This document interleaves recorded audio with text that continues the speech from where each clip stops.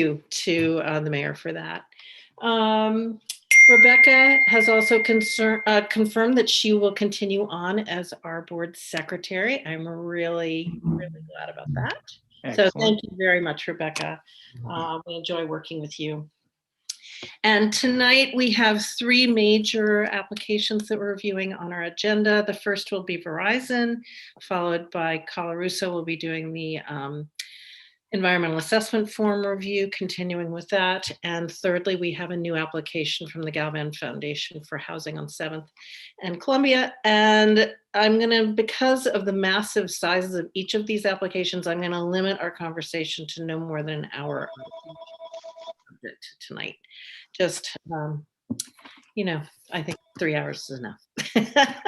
So without further ado, we will reopen. May I have a motion to reopen our public hearing on 119 Columbia Street, which is our Verizon wireless application? So move. Thank you, Teresa. Do I have a second? Second. Thank you, Clark. All right, Scott, I see you there somewhere. I'm here. There you are, Scott. Hi, welcome back. Thank you. Good evening, everyone.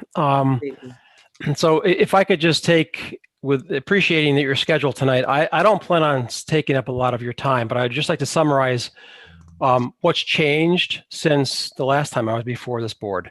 And that is basically, we provided responses to Mike Musso's comments that were in his December 2nd memorandum.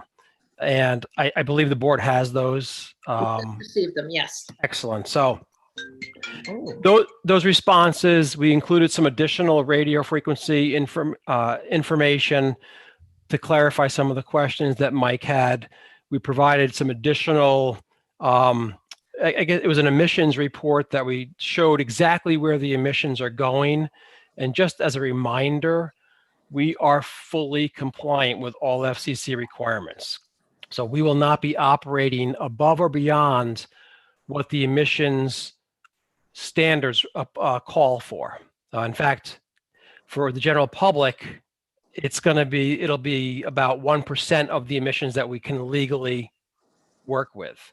So we're hundreds of times below the standard that we can actually operate at. And the other thing I think that's important to the board is the visual analysis. We revised that and updated it. I think this is the 3rd one we've submitted.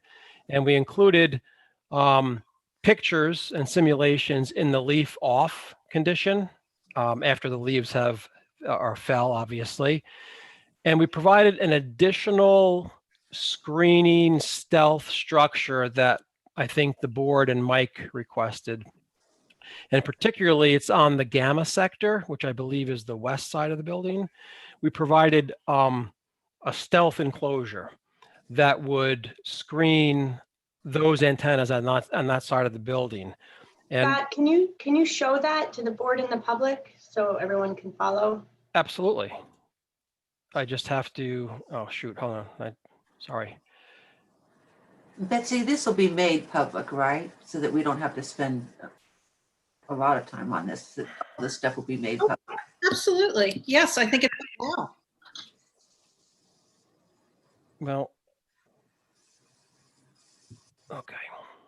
I'm sorry, bear with me. You weren't prepared for that.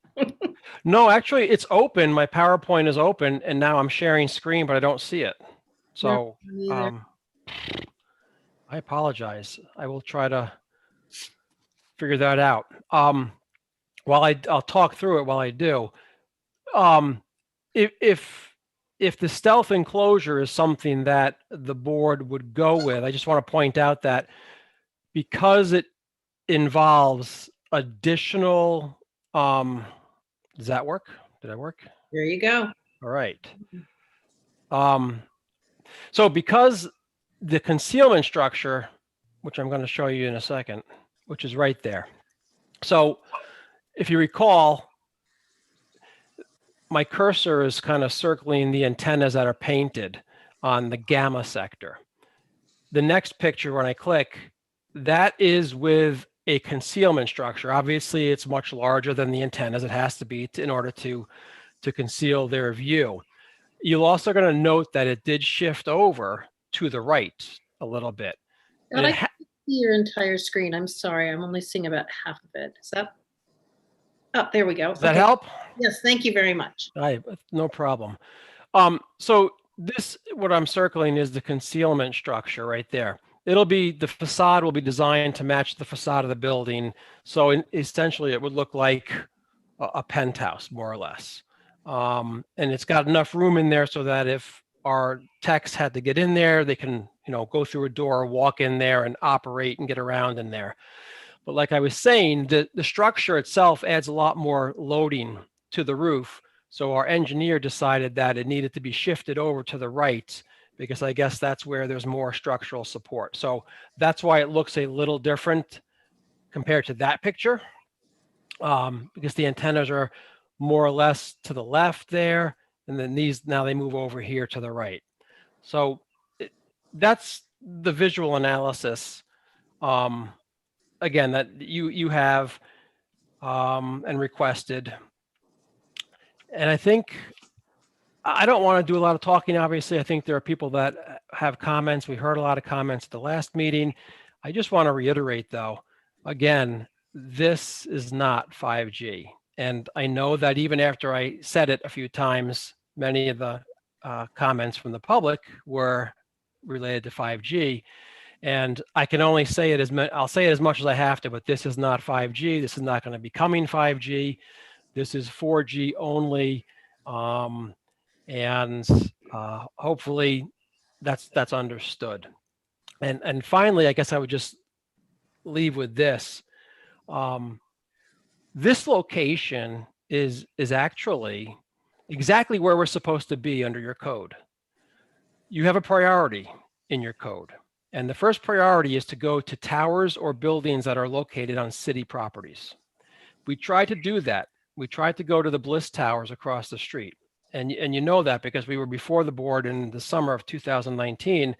We actually had a public hearing scheduled, but before that hearing took place, the owners of Bliss Towers let us know that they were withdrawing their offer to lease to us. As everybody knows, the rumor was that building was going to be demolished. I don't know if the rumor was true or not, but all I know is we received a letter that's in the record now that provides that they were withdrawing their offer to lease. So with that building not available and with no other buildings that are on city property available, this is the second most highest priority. And so essentially it becomes actually the highest priority that's available to us. There have been no other alternatives that have been identified that would be suitable. So I just want to explain, again, I know there are some people that oppose this, but this is exactly where we're supposed to be under your code. And with that, I guess I would just say, we're happy to listen to any questions and answer any questions that the board may have. Thank you. Thanks, Scott. I know that Mike has not had time to finish his memo back, his response memo. So we only got the information from you, I think it was last week. So, and maybe it was 10 days ago. So we all know it's been a very unusual time. So Sure. He promises to have that to us this month or very, very early in February. Sorry if I'm looking off screen, I'm working off too tonight. Glenn Roney, I want you to know that I received your letter, your certified letter. Thank you very much for providing that to us. That is now on the record on the city website. Mike, do you have anything you want to add at this point? Mike Musso? Oh, there you go. Yeah, hi, Madam Chair, members of the board and members of the public. Thanks for having me here again. I think you summed it up that we're reviewing the supplemental information that was in response to our second completeness memo. It's typical at this point in the process that we may have some additional minor clarification needs for the applicant, but our tech memo is coming together. We'll get that to the board as soon as we can, in advance of the February meeting to be able to discuss. I don't have anything much significant other than letting you know that the information was received. I think Mr. Olson went through the updated visuals that were provided. So we'll look at those. We'll drop a subset of those into our tech memo. So you'll have those handy in one place. There was also some additional SHPO-related information that was submitted on January 6th. And one thing of note is the drawings. So I think we're working off drawings that are dated in October, but there's certainly been some dialogue over the past meetings regarding safety, regarding structural, and I think the applicant left it that there will be another plan set coming forward. So they did respond to the questions that we have about the logistics of the rooftop, some of the structural, some of the setbacks, some of the safety items, et cetera. But there would be another drawing set that is to come before you make a decision. So I think that's all I had to talk about tonight. I want to thank the chair for forwarding over some additional public comments that came in and the previous ones, the presentation from Ms. Simchenko and the second letter from Glenn Romney. That was very helpful. We'll take all those into account as we put our tech memo together. Thanks very much, Mike.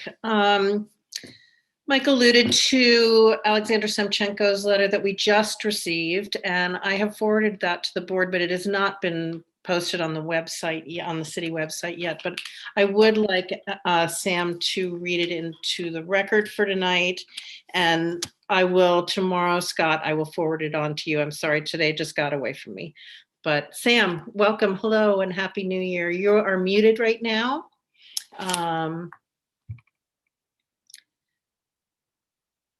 There I go. Here. Welcome, Sam. If you would like to share your letter to me with. Sure, hold on. Hopefully this does it.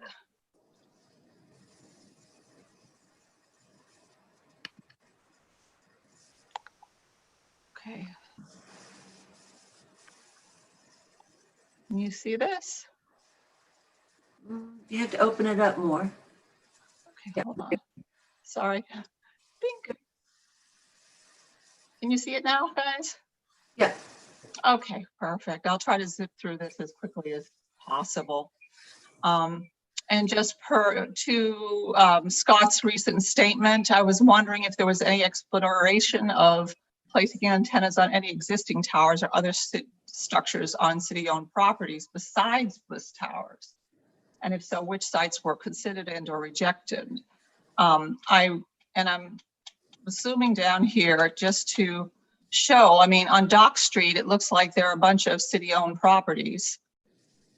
And I'm wondering, and spaces, fenced-in areas, why weren't any of these considered since they're right on the riverfront and very much close to the locale of Providence Hall? Just curious as to why none of these sites were considered potential sites, alternative sites, city-owned properties where towers could be erected either on the rooftops or beside within these fenced-in areas. So that was my number one question. Okay, moving along. Why doesn't the roof plan include any preventive measures to avoid potential lightning strikes? Because it seems that the H-frame platforms, and excuse me, I'm not feeling well tonight, kind of struggling through here, so bear with me. They're metal. It's a metal grid that they're going to put up there, a great conductor of electricity. How will Verizon ensure that this grid does not constitute a fire hazard to the underlying tower roof in the event of a lightning strike or an electrical fire? This is a great concern to me. And why doesn't the roof plan include any preventive measures or buffers for high winds? We know that this is a high wind area. This area also has, experienced earthquakes, 2012. Why isn't there a fall zone? I know someone mentioned at one of the meetings, well, we only have fall zones around actual cell towers, but that seems kind of ludicrous since this is a residential area. It would seem to even be more important to incorporate a fall zone in a plan where people are walking around. They might not be walking around a field with an isolated cell tower, but they're sure as hell going to be walking around the outside of their building, and the cars will be there too. Okay, number 4, if Providence Hall were to become a base station, which is more likely than not, what provisions would be taken to ensure that the roof could support the weight of the additional antennas and structures, and who would monitor the safeties of these additional installations?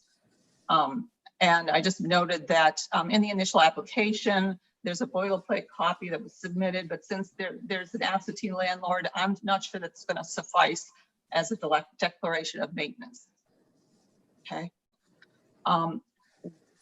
And maybe I'm missing something here, but why doesn't the roof plan specifically describe the types of antennas? I'm not talking whether it's 4G or 5G. We've talked about that. That's not what I'm saying. It's like, what are the makes and models of these antennas?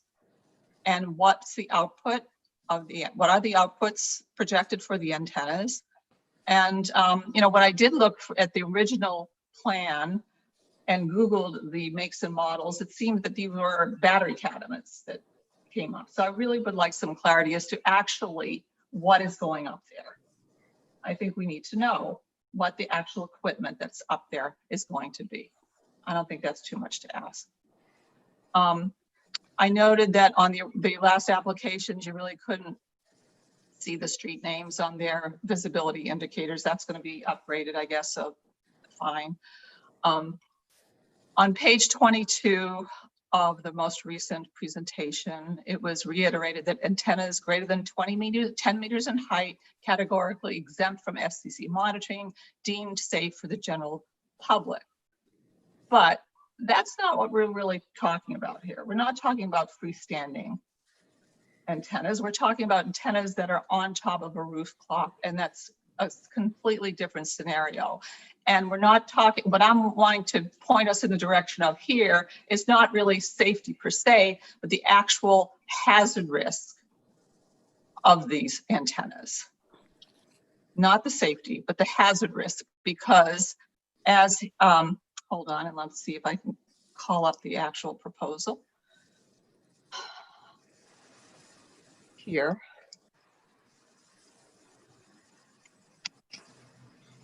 Sorry.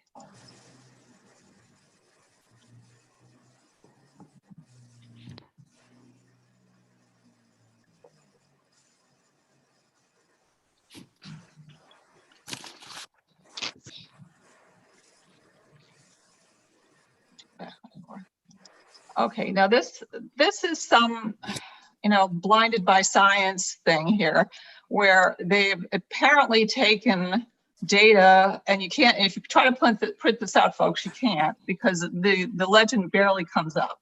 But it looks as though data were accumulated from AT&T and Sprint or whatever to show the radiation here, okay? And here. And my problem is that when you're actually looking at these, you'll see there are red hot spots, and according to the legend, which is illegible, it's more than, I believe, and there aren't any explanations of what the measure is. I'm believing it's megahertz here, but I'm not sure. 1,000, you will see that there are red hot spots here, here, and if we scrolled up to the other one. Alexandra, I'm not seeing what you're. We're still seeing your letter. Still seeing your Oh, letter. I'm sorry. Okay. I am so sorry. It's okay. I thought you were looking at this Take your as time. well. It's fine. Why hasn't it come up? Okay. Share. Can you see this now? Hold on. Just Can you see the diagram from Scott's last presentation? No. Well, I'm not going to waste time with it, but let me just say that there are, if you do go to your own PDFs on page 23, page 24, there are spots where there's high radiation exposure, and that's a hazard with direct contact. And when you consider how the waveforms are actually generated, there's a likelihood that that would go down through the rooftop. and irradiate the people below with high amounts of radiation. And so just in the same way that there will be hazard signs on the rooftop, which warn people who go up there for maintenance to do not stand in front of the antenna. You know, it's very hazardous. You can't stand in front of there for more than a minute or so, or you'll be exposed to a lot of radiation. In the same sense, if there are no barriers underneath these antennas to stop the radiation from going downward, which it will, and I'm scrolling, can you see my original document here? Yes. Okay, and I have just a picture here of Oh, which shows how the waveforms actually typically span out. And yes, they usually go horizontally, but there are subwaves that go downward, usually at least 10 feet, at least 10 feet for most of these things. And those will go and penetrate the rooftop and go into the people below. And there has to be something to stop that from occurring. So that was one of my points, because I don't see anything on the plan that would stop that from happening. Okay, moving on. So those were my major points. The other point being that he's also saying, okay, you know, it's safe if it's greater than 10 meters in height, you know, for the people down below, but you're talking about the people that are ground level. And in actual fact, the Warren Street residents will not be at ground level. They'll be exposed to the primary low radiation that's in the direct line to the upper floors of their home. So we're not talking about people walking around on the ground not being exposed.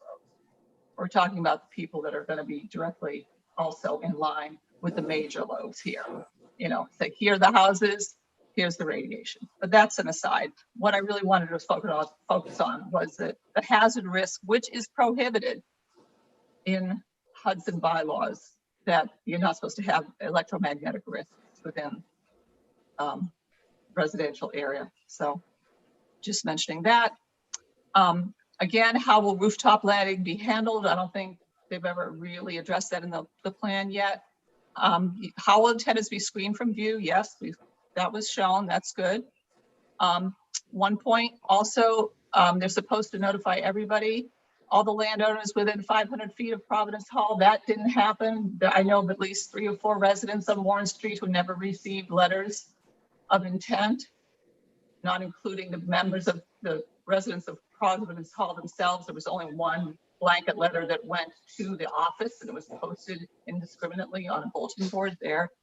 And finally, what is the maximum ERP in watts? It should be listed on the application. Sorry, I'm going really fast, but again, these are the potential sites I think that also could have been considered. And just to sum up, one thing I wanted to end with was the fact that we still don't have clarity on the tax status of Providence Hall and what's going to happen if this building loses its tax exempt status. We're going to have a whole bunch of people who may become homeless because the building will no longer be, you know, have its provisos for low income.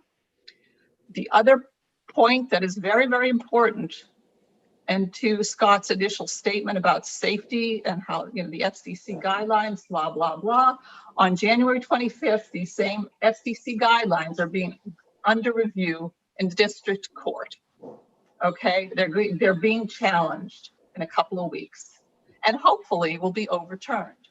If that's the case, then, you know, Hudson has to be aware that if any ill effects occur because of these antennas, Hudson could very well be liable for lawsuits because it will be public record that these things are unsafe. Ms. Samchenko, do you have the name of the case? Hold on. Yes, let me see if I can call it up here. And I can send it to you. It's CHD versus FCC. It's scheduled for January 25th at 9:30 a.m. I'll see if I can get you some more information about that, Victoria, so that someone could, you know, monitor that. Sam, I think that it's in your presentation. I think you put a link to it in your letter. Oh, I may have in one. I know it's been around for a couple of months. I looked it up this morning and Okay, it's all there.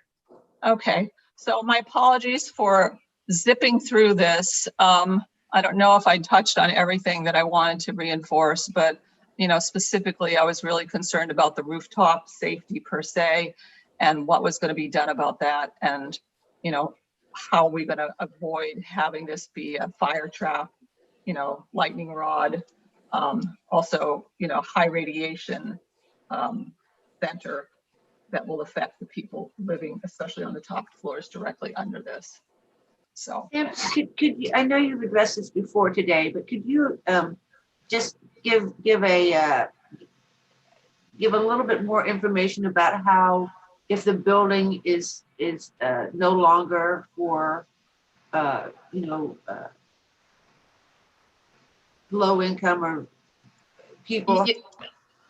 I don't understand, a tax attorney has to provide clarity on this, but I think it doesn't cut both ways. I do not believe that a building can accept, commercial funds and still qualify for tax exempt status. This is whatever it was, $2 million or whatever in taxes for potential for this building, something like that. And I don't know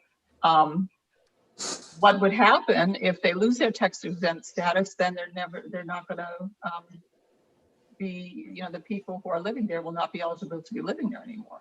Sam, I do know that the hospital is a nonprofit and there are major antennas on top of that. I'm not sure that proves anything one way or the other, but that is an example of a not-for-profit that has. Okay. Yeah, like I said, I tried to get answers myself. I tried to, ask a couple of attorneys about it. And no one really could provide. The one tax attorney who I knew, unfortunately, is deceased, so I couldn't get information. But it has to be clarified because that's a big thing. If people who are going to lose their homes, I can clarify that because we've done numerous deals just like this and projects on HUD facilities, on tax exempt facilities. Their tax exempt status will not be lost. Okay. It just doesn't happen. People are not going to be put out on the street. This happens all the time. It's not an issue.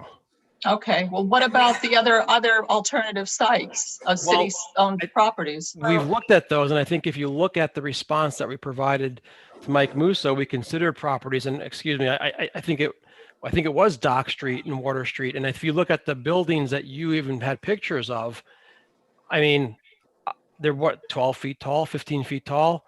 We analyzed those though. We had our RF engineer look at those and they said they're way too short. They can't go there. So could they put a tower beside it? Build a tower beside that with it because they're already confined by fencing.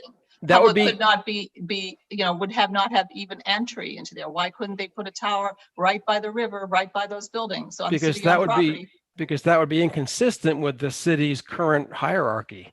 It doesn't allow new towers to be built if you can co-locate on other properties, and we can co-locate on this property.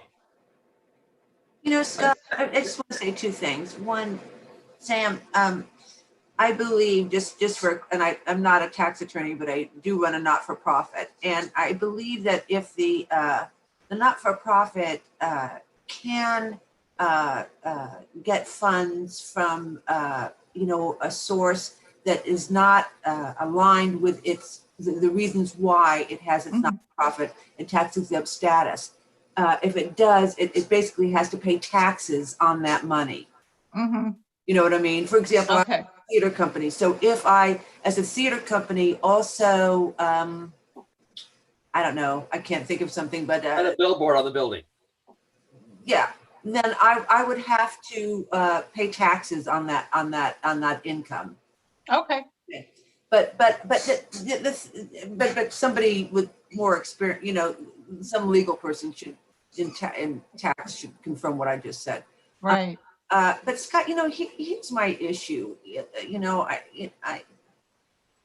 I know, because I take notes, that you or someone in your organization said that you early on that you did check sites over in Greene County, and that, you know, that it wasn't, there was nothing there's nothing there for you. I know that was said. And then I believe in our last meeting, you said, and I think it was even with this kind of gesture, that you didn't even look over there because you knew that it really wasn't the right location. That's not where the majority of your services would be, rendered. And so I just am a little concerned that maybe we have, different answers to the question about your seeking out other locations.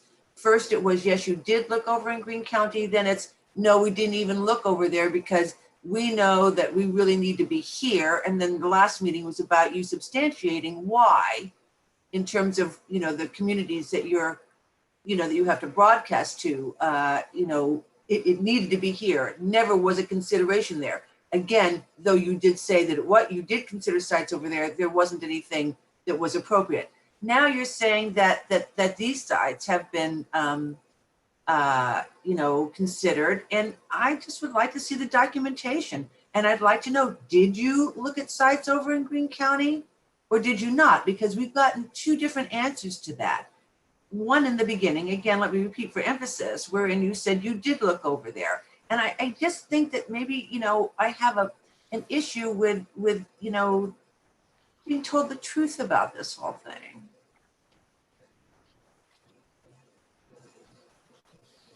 Scott, you're muted. You're muted. Thank you. Sorry. Let me clarify if I can. I never said we looked over in Athens at all, because I was never aware of that. So I wouldn't have said that. And I think that if you want to, and in my reference to looking at the properties along Dock Street, if you want to see that information, I mean, it's been provided to you. It's in the record. It was in response to Mike Musso's first set of comments. So it's there. We didn't look at those in advance of looking at this building. We looked at them as a result of Mike's comments, said, hey, can you look at these city-owned properties in this area? And so we did that in response. But you have that if you want to look at that, and I'm happy to discuss it further, because we analyzed it in response to a request. I didn't see it. I'm sorry. So you just looked at them, or you had looked at them before this? What's this? I'm not being a wise guy, but we looked at them in response to Mike's first memo, which was probably done in November-ish, and I don't remember when exactly we provided our response. Okay. But we did not look at those buildings. In all honesty, if you just look at the results, they don't come close to working. Even if we looked at them and they were in the search ring, we would have looked at them and said, no, they don't work because, they're one story. And we've demonstrated that we need to get more height than that, obviously. So we never would have looked at that in advance because we in the area that we have to be, there are only two tall buildings, and they're right across the street from one another that are acceptable. But let's just say that for whatever reasons you could not build it on the building, you could build a tower on the ground in some of these locations. I'd have to ask the RF engineer, but I'm assuming they can build a tall enough tower, but you can't do that under your code. You just can't. I mean, you're asking us to violate your code. No, I don't think I am, because I'm on the planning board and I'd be in big trouble. I mean, But you hear what I'm saying? You have the hierarchies. You have the hierarchy so that we've proven we can be on this building. Well, I don't know. There were just a whole bunch of questions given to you that still need to be answered. So we don't know. But I'm saying that the city is asked for permissions for things, and there's a process that one could go through to perhaps get permission. I don't know. I'm just throwing it out there that it's a possibility. I mean, you said that if there's something available, then our code does not allow it. But let's just say there wasn't something available. but now we're just changing the facts. I'm not being a wise guy. The facts are the facts, and this is available, and we've proven we can go on to it. So we can't just change the facts. And it's very unusual for a municipality to say, no, don't co-locate, put antennas on a building. Let's build a brand new tower. So just to remind everyone, the planning board is reviewing this application under chapter 284, which is telecommunications facilities. And Mr. Olson is referring to section 284-9A location, which says that applicants shall erect them in the following priority. So he's talking about the location set forth in the code. And then if one of those 5 areas is not available, then they have to provide a detailed technical narrative explanation as to why a higher priority site was not found. So that's the section of code we're working within. So Mr. Olson is arguing that he's demonstrated that he meets priority 2, and so there's really no need for him to go and prove that there are other sites available of a lesser priority. Yes. Right. But the third priority was a new tower on city-owned properties. That's not against the code, and you're completely correct, Laura. It is not against the code. It's the third. It is the third That's option. why I brought it up. I read that. Thank you, Victoria. I think most of us read that. We understand that. I'm just throwing out the other possibilities. So, but yeah, I'm like I said, we did provide information in the record on those other properties. Feel free to, when you review it, let me know if you have any questions. We're happy to talk about those. And in terms of Ms. Zemchenko's comments about the RF, obviously she's been trying to do some due diligence, but I've got to disagree. And I think you have to rely upon the experts. We have expert reports in the record from licensed engineers that confirm that we are in full compliance with the FCC. That's not debatable. And for Ms. Zemchenko to say that she knows that this is going to go through the floors, we've actually provided plans that show you the vertical drop of the emissions. That's in the record also. Where is that in the record? Because it's, really most of the stuff isn't labeled and it's very hard to decipher. Where in the record is that? It would be in the new response that we submitted to Mike Musso. Oh, so I haven't seen that. I don't know. Okay. I don't know. But we provide that. And listen, I have no problem, ma'am, with you providing all the questions and comments you want. But when we sit here and listen to this, this is the RF, these are the impacts. I'm very concerned that this board is I just want the board to make sure that they listen to the experts, including Mike Musso, your expert.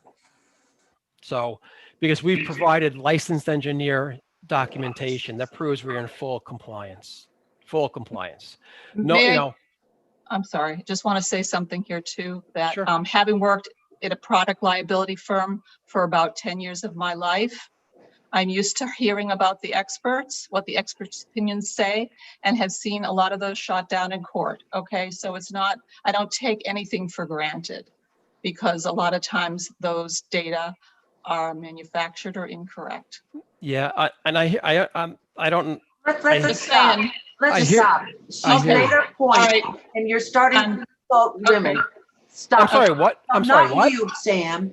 You've got to stop it. Your arrogance is really annoying. She made her points. Don't put her down. We do have our expert. We will listen to him. I'm not putting anybody down, ma'am. I think we're going to move on. I'm now. not putting anybody down, and I Thank you. object to that. So do I object to you. Okay, Laura. now- She did a lot of work on this. Let's appreciate it. Okay, We're a board. We will but if- take everything into consideration. that's fine, but I'm just trying to Gotta provide stop. clarity is what she asked for. Okay, thank you both very much. I think we'll move on. Glenn, you have been very patient with us with your question. Betsy, I would just like to remind everyone participating that I think it would help us all if comments are directed to the board, Yes, to the not chair. to other speakers, whether members of the public, or whether they represent the applicant, or whether even frankly there are experts, right? Anyone talking should talk to us. And it's our job to take as best we can the input that we receive from all those voices and balance those inputs and make determinations.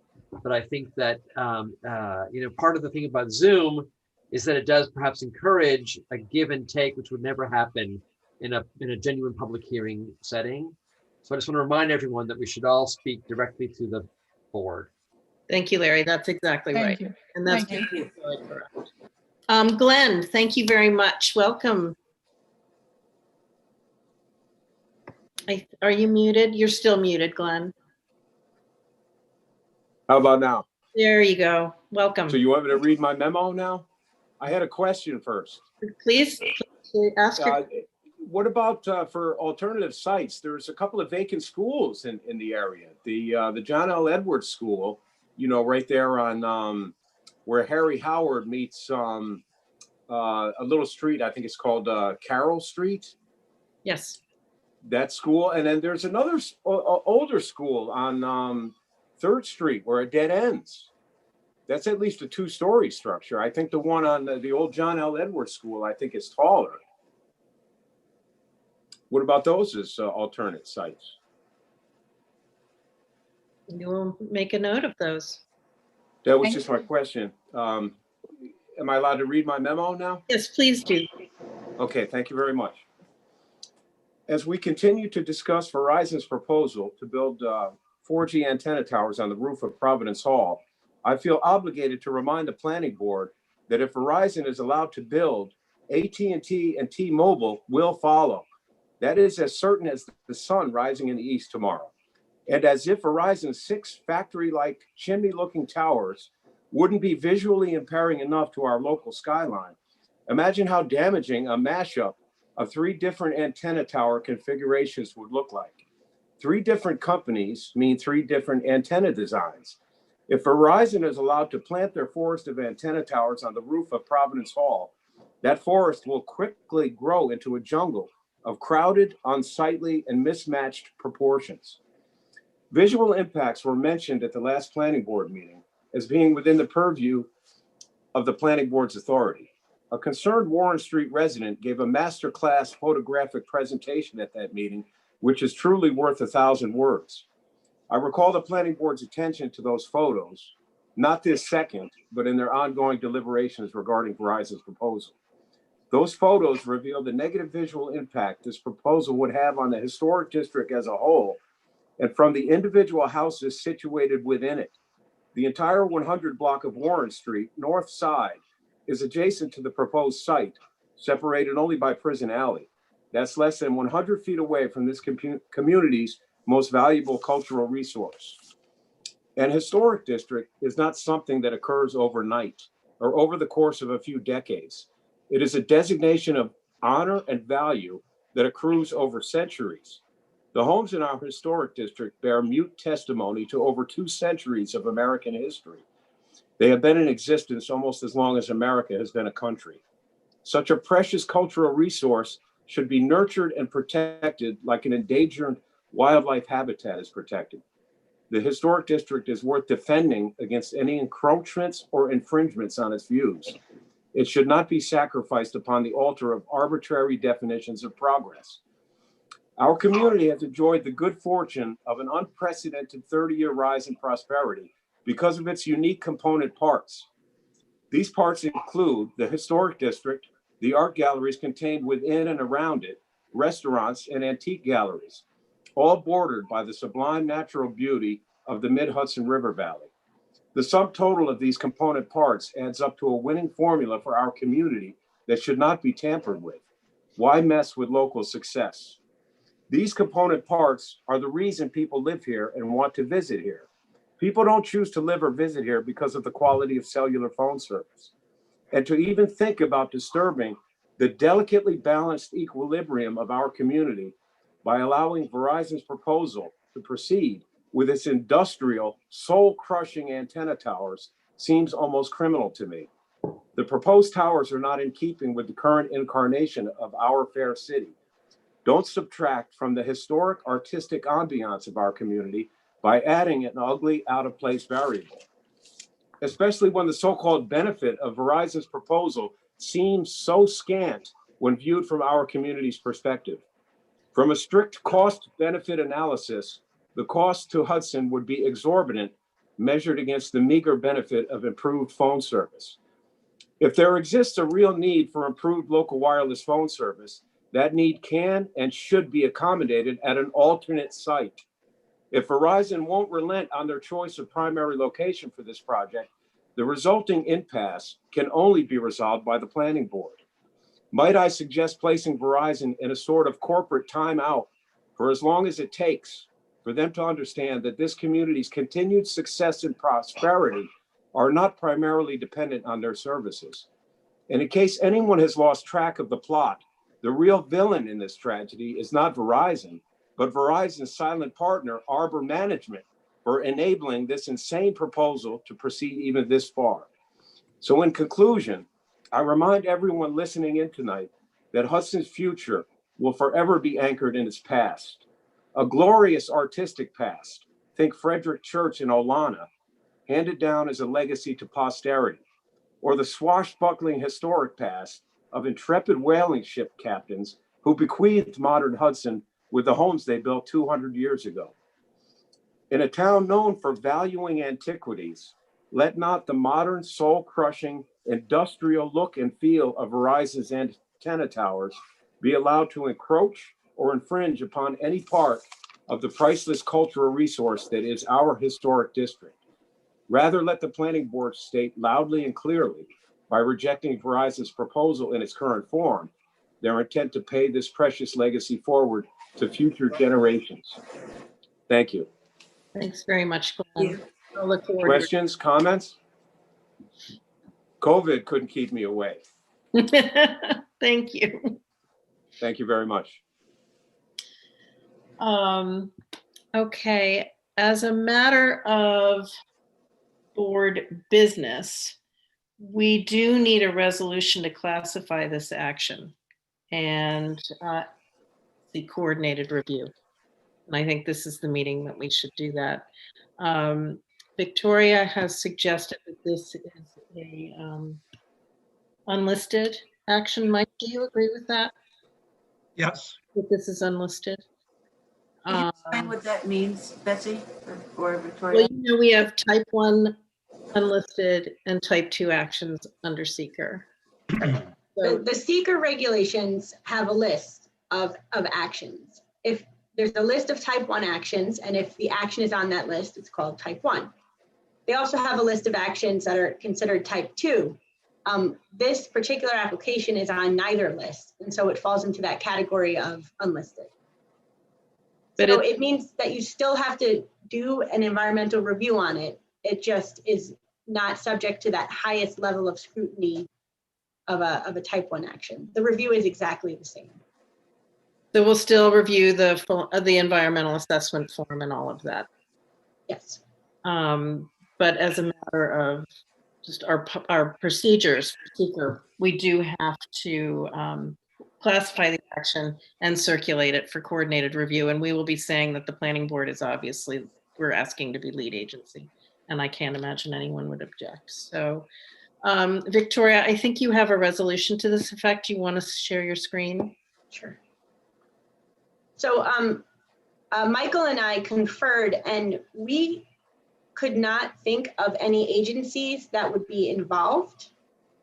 We listed the Village of Athens and Hudson Housing Authority as interested based on conversations that this board has had. But as far as we can tell, you are the only board with approval authority over this application. So you would be declaring yourself lead agency and then sending it to the other 2 agencies for review. Victoria, can you zoom in a little bit? Maybe. Increase the size. Hold on, stop share. Let me see. I'm on a different computer. So.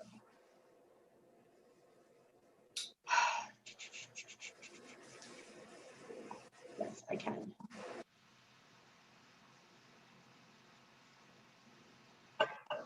Okay.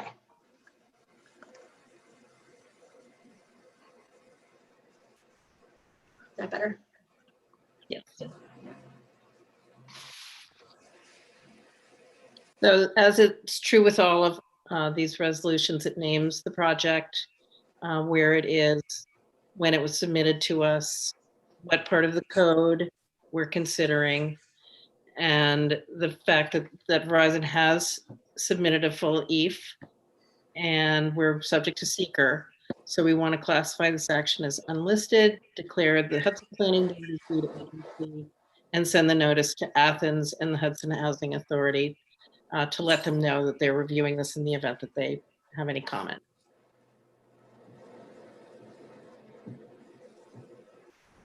Do I have a motion? So moved. Thank you, Steve. Do I have a second? Second. Thank you, John. Any more conversation? Any more discussion?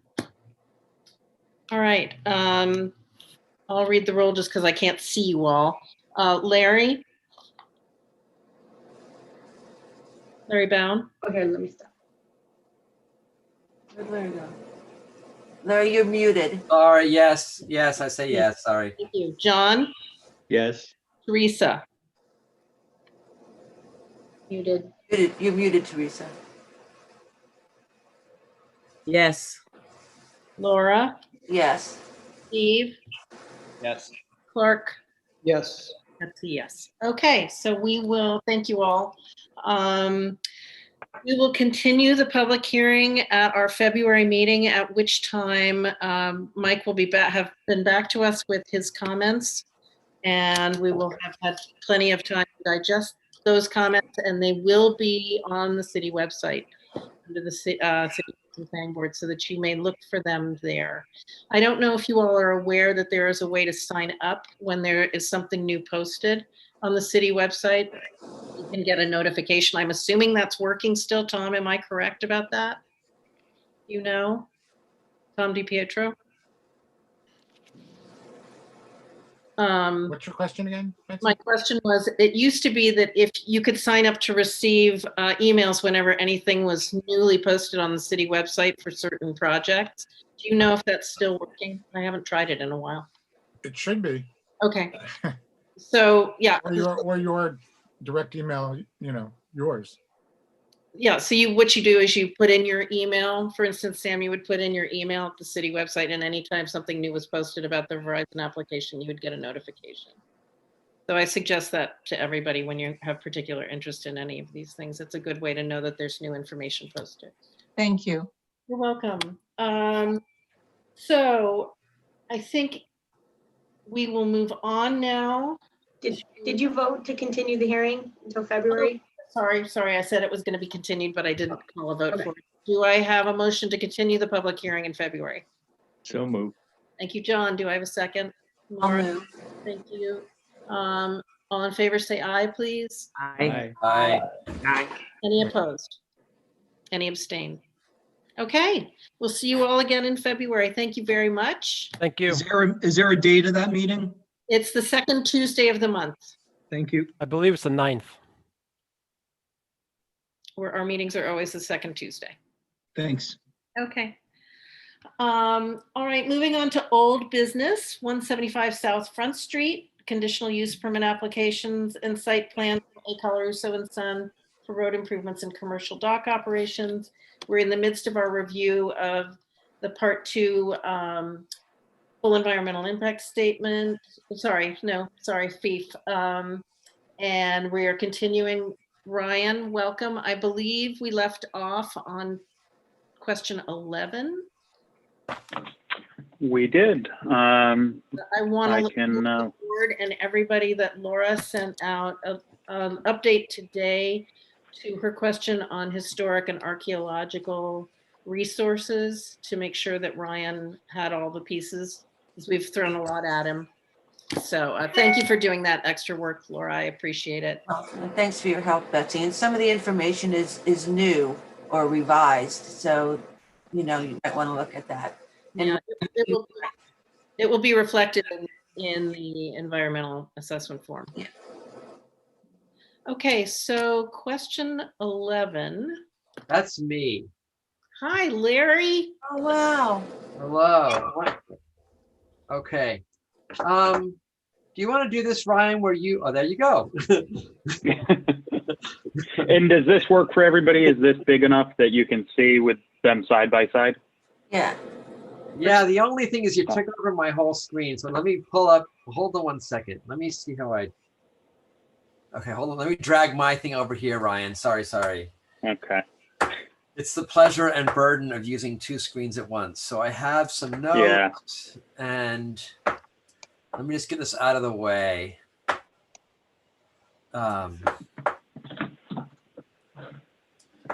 Okay, great. Okay, Ryan, do you want to go back to where you were? Yeah, you should have both on your screen. I do. Okay, so question 11. Ryan, do you want to do this or do you want me to do it? Oh, I can read through it. Absolutely. Sorry. Sure. So question 11, impact on open space and recreation. So the preliminary question being the proposed action may result in a loss of recreational opportunities or a reduction of an open space resource as designated in any adopted municipal open space plan. And it lists a number of questions from part 1 of the form. So the question, preliminary question is yes or no on that question. So it's a little hard for me to do this. Hold on one second. I have, well, broadly speaking, I went through and looked at the answers that they gave to part 1. Do we want to look at that? C2, C, E1C, and E2Q? That's what I did. Yeah, I think that helps. Yeah, it does. Okay, so the first one is C2C, right? Which is the proposed action. Oh wait, hold on. Don't we have to do the one above that as well? Yeah. Is the proposed action located wholly or partially within an area listed in an adopted municipal open space plan? No. References. Okay, that's the right answer. Move down to E1C. Mm-hmm.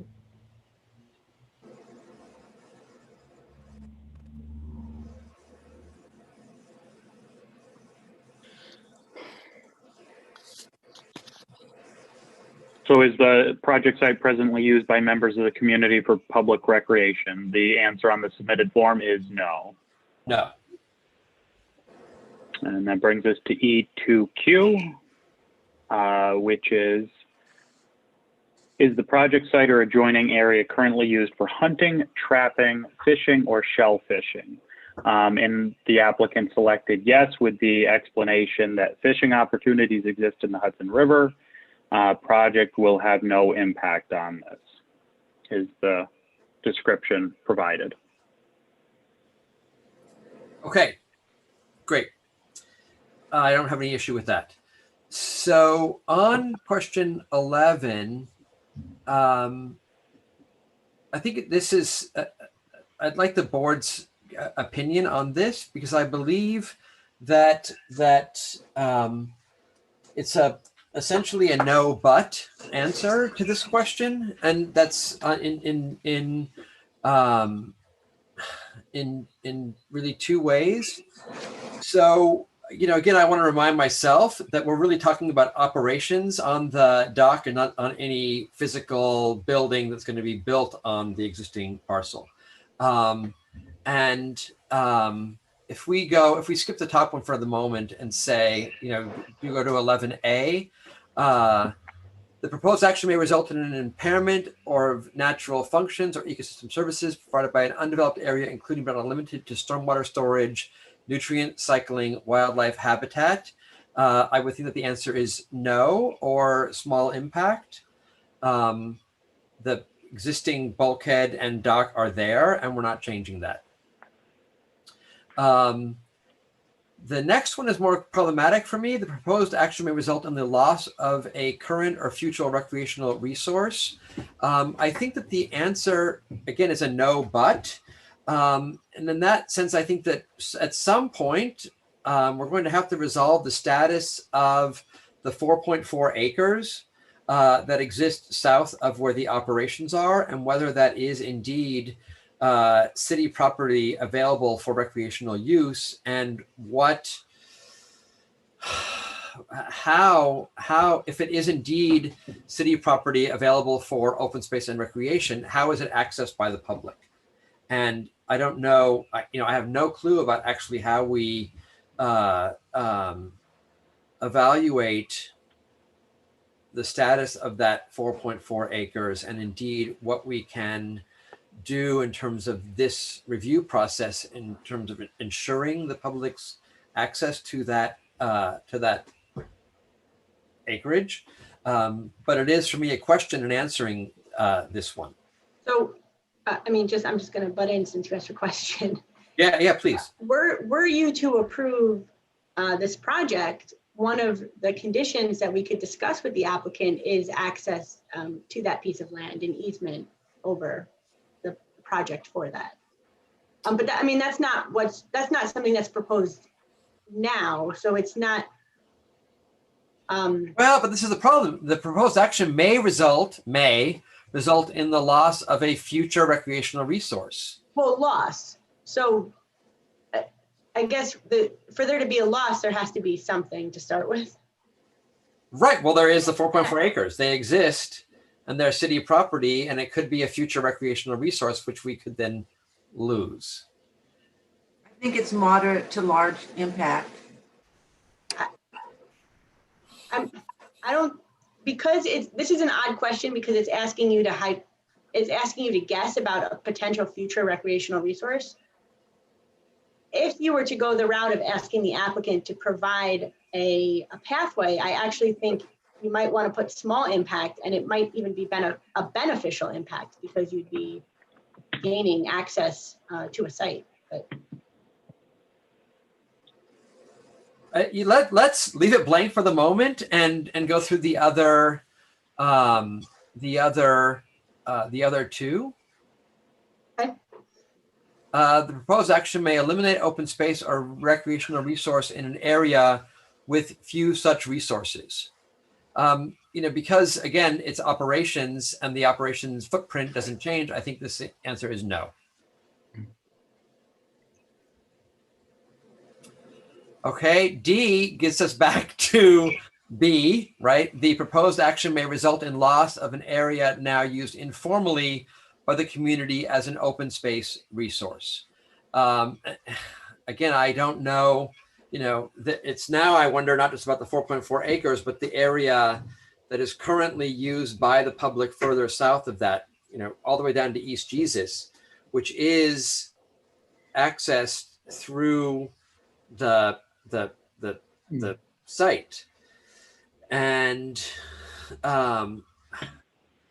again, whether that's something that we, it's literally, it's hard to say, right? Because if the public cannot cross the site, then they've lost use of an area that is now used informally. Just to clarify, can the public cross the site now as it's operating? Well, they do all the time. They There's do a whole informally. entire sort Okay. of community. Yeah, of not people. within the fenced-in area. No, below that. Yeah, they could always do that. The fence isn't changing. They could still go around and go fishing down the far end. I don't know who owns that, but Is it correct that there is currently a fence that's up blocking that kind of pathway that runs along the fence? There's a gate along the railroad tracks. Or a gate that's sometimes open and sometimes not, right at the corner of the Colarusso property. Exactly, yeah. John, I'd be curious to hear your opinions on some of these, on B and D. My opinions? Yeah, on B and D. Well, I go down there all the time. But I think at one point, and Ryan can probably verify this, I think there was a proposal back in maybe May or June to do a pathway through the Colarusso property to the south. Yeah, we have discussed it. I just wanted to pull this up in terms of the fence line. So the fence line does come right up along the property line, south of the stormwater pond to the overhead trestle. Right. Closer to Broad Street, it does veer off a bit. So I believe, kind of the informal access right now does pass over, partially the applicant's land, but then also the railroad right away to get to the southern adjoining parcel. And yes, John. Railroad is getting very aggressive about reducing access to the river on the east shore. So, that's the Scenic Hudson has a river access program that they're working on. And hopefully some of that will be resolved, but again, an unknown at this point. And yes, John, we did in a letter, I believe last March, provided an analysis of whether access to the southerly abutting parcel could be gained without basically impinging on the main operation area of the dock site, Right. and provided a concept diagram in that letter that should be up on your screen now. So I just wanted to share, when reviewing some of these, impact assessments, DEC does provide a limited amount of illustrative examples of what might be a small impact versus what might be moderate to large. For these questions, one of the examples for a small impact is that the proposed project is adjacent to an existing or planned recreational resource, which I think would be applicable to, the application we're considering, and may cause minor indirect disturbances during construction phase, but will not impair use or enjoyment of that resource. So not that it directly applies in the second clause there, but if something like this were to be considered as a condition and the applicant were to, agree to this, I think as Victoria alluded to, it would grant access to that southerly abutting parcel if it is determined, through all the legal channels that it is city-owned property and the city has the right to use it as a recreational resource. This method would provide a way of accessing that without having to essentially cross onto the railroad right away as they change their operating procedures for how they monitor their property lines. So Ryan, since these questions, or statements, I guess, B and D use the word may as opposed to shall, since we don't have the answers to any of this now, wouldn't it be better to say moderate to large? Because it may, depending on what happens.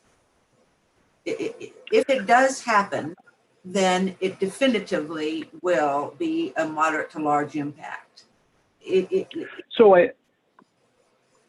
I think that it would be reasonable with this discussion to say that it may result in any of these impacts, but the real question is whether it may be small or whether it may be moderate to large, and that really comes into not necessarily whether or not it will occur, but what type of impact would occur to it. So if we don't have access to the 4 acres, then it would be a large. The question is asking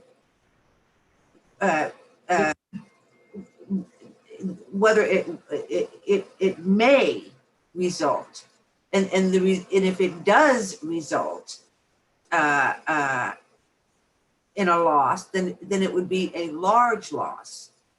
It wouldn't. So Understood, the point you're making. Let's just take a look at 11B here. May result in the loss of a current or future recreational resource. So under the, scenario where that 4.4 acres is that future recreational resource, nothing in the application is proposing to change anything along the property line there. So there's no change along the eastern property line. So the only, potential loss of access would actually be if, fencing, or if there was a change to the railroad right of way, which is out of the control of the applicant. So the proposed action itself, the continuation of dock operations, nothing is changing along the eastern property line there. So, there's you won't be losing anything because nothing exists there currently. The access is actually, the informal access to that 4.4 acres appears in large part to be over the railroad right away. So this application will not affect that access. So, Laura, the way that I was thinking we might do this is to actually answer no on A through D, but answer yes on the overall question, number 11 up top, and then have a note that says something to the effect of, down there where it says other impacts, have a note that says something to the effect of, no open space is removed by the application, but existing and proposed open spaces may be impacted by the proposal and may require further study. Can I make a comment as well? Yeah. I admit some of the language in some of these questions for me is a bit confusing, where the overall title of this is impact on open space and recreation. And all the questions are very much geared towards loss, so specific loss of square footage, acreage, or whatever of open space resources. But I think the thing that we really need to think about, and this of course is coming up in the traffic one on number 13, is that there's a proposed significant to dramatic increase in truck traffic. And that's not necessarily damaging specific square footage of open space, but it certainly could be, I believe, interpreted as damaging the quality of experience using existing recreation spaces, including potentially damaging the use of that 4 acres if it were to be deemed a recreation space that the city of Hudson would turn into that opportunity for citizens.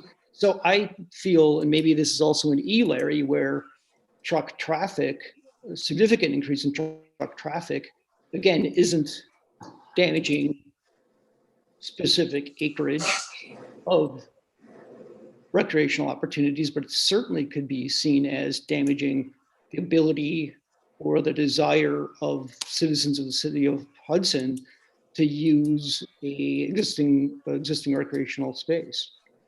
I just want to build on that, Clark, because I completely agree. I agree completely. And it's not just the 4.4 acres here that matters to me, but also, again, if we think about impact on open space and recreation, that to me is asking us to consider the surrounding and abutting uses, including the kayaking that goes on in the slip, the public's enjoyment of Henry Hudson Park, and the use of the Hudson River as a recreational site, all of which could be impacted negatively by noise, dust, debris, traffic. I think that I brought this up in our last month's meeting, but again, the code and section F of, I think, 325.17 requires us to consider for all conditional uses where the subject property abuts the water, the planning board shall consider the quality and extent of views from the adjacent public streets to the property to the water, as well as the design and relationship of development to the waterfront as viewed from the water. And since we are surrounded at least on 2 sides by public open space, the river, the slip, and the park, and potentially on the 3rd side by the 4.4 acres, it seems to me that we need to have some framework for assessing and evaluating the impact of the dock operations on the public's enjoyment of the open space that surrounds the site. Well, that was going to be one of my questions, Larry, because when you first started to introduce the question, I thought that you were confining this basically to the area of the dock operations. Right. And I'm going to ask you why this question also doesn't pertain to those other areas that you just outlined.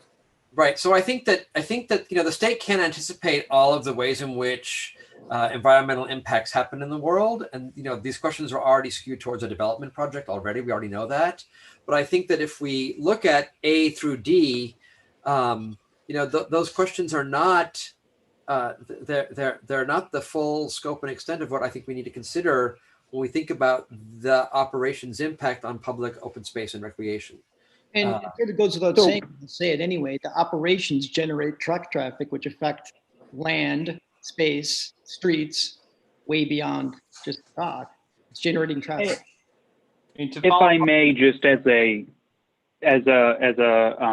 comment on this, because as you mentioned, this, the EAF is definitely geared towards a brand new development on a site. So, these questions are definitely towards the discussion of, will there be a direct impact on open space and recreation resources? That is to say, if somebody's proposing, a 100-acre subdivision and that was identified in the comprehensive plan as a future park preserve, there's a potential, large impact there. This is not removing it because it's continuation of use on the site. Now, I think the concerns that I hear coming up with, when it comes to, really should be addressed under the categories of noise, odor, light, aesthetics, things along those lines, because that is where, while the application and the continuation of dock usage is not necessarily having a direct impact on removing any open space and recreational resources, it may be resulting in impacts to the enjoyment of those resources. And why is it doing that? It's doing that because of noise, odor, light, aesthetic, visual impacts due to the dock operations, not necessarily. So if that makes sense, why this category, even though the site is, surrounded on two sides by open space and recreation and potentially three, why it's coming up with no or small impacts, because those impacts are actually reviewed, elsewhere in the form, if you will, if that makes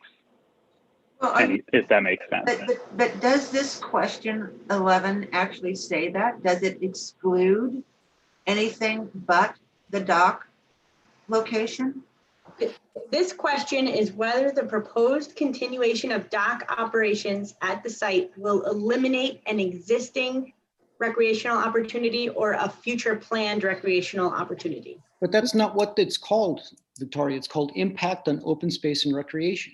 And we could certainly be within our rights to say, I believe that the impacts may be beyond what the wording of A through D is. And that's why we have an E, because I believe the truck traffic would have a significant impact on that open space and recreation. So, I mean, again, the heading is broader. If you read the description under the heading, it does limit it to an actual loss. But you know what, if you want to explain it in E, that's fine. It's your form and you can mark it up as you see fit. We're just trying to give you guidance on what this question is asking for and where some of your concerns are addressed elsewhere on the form. So Larry, what if you mark the answer as yes at the top and then just don't mark the other boxes because frankly, you have to mark them as misleading and just put and write a paragraph for letter E. So I propose that we check yes at the top, and I put no on A through D myself, but I could see very easily how B and D could be moderate to large. That's up to the board, I think. And then on E, I would check moderate to large impact may occur by saying no open space is removed by the application, but existing and proposed open spaces may be negatively impacted by the proposal. And if you want to elaborate that further by identifying traffic, dust, noise, odor, views from the water. I agree with you. I agree. But I really did, struggle about the way in which the language written by, state attorneys to address development projects is really not a good fit for the odd thing that we're doing together on this one. Yes, I think that's true. I mean, obviously they understand the limitations, and every one of these has an E or a last one Yeah. or those qualifications. And I think you're right. This one has those qualifications in spades. It's complicated given our charge and trying to assess the operations. Do we, I haven't heard anything from Betsy on this one. And Steve, any thoughts or comments? I've been trying to say something, and can you guys hear me? Yeah. Yes. Okay, I wanted to just say I agree with your answers to the questions. The one thing I thought would be worth just reading quickly is that when we talk about commercial dock operations, the City of Hudson code actually defines commercial dock operations. So I just wanted to read that quickly.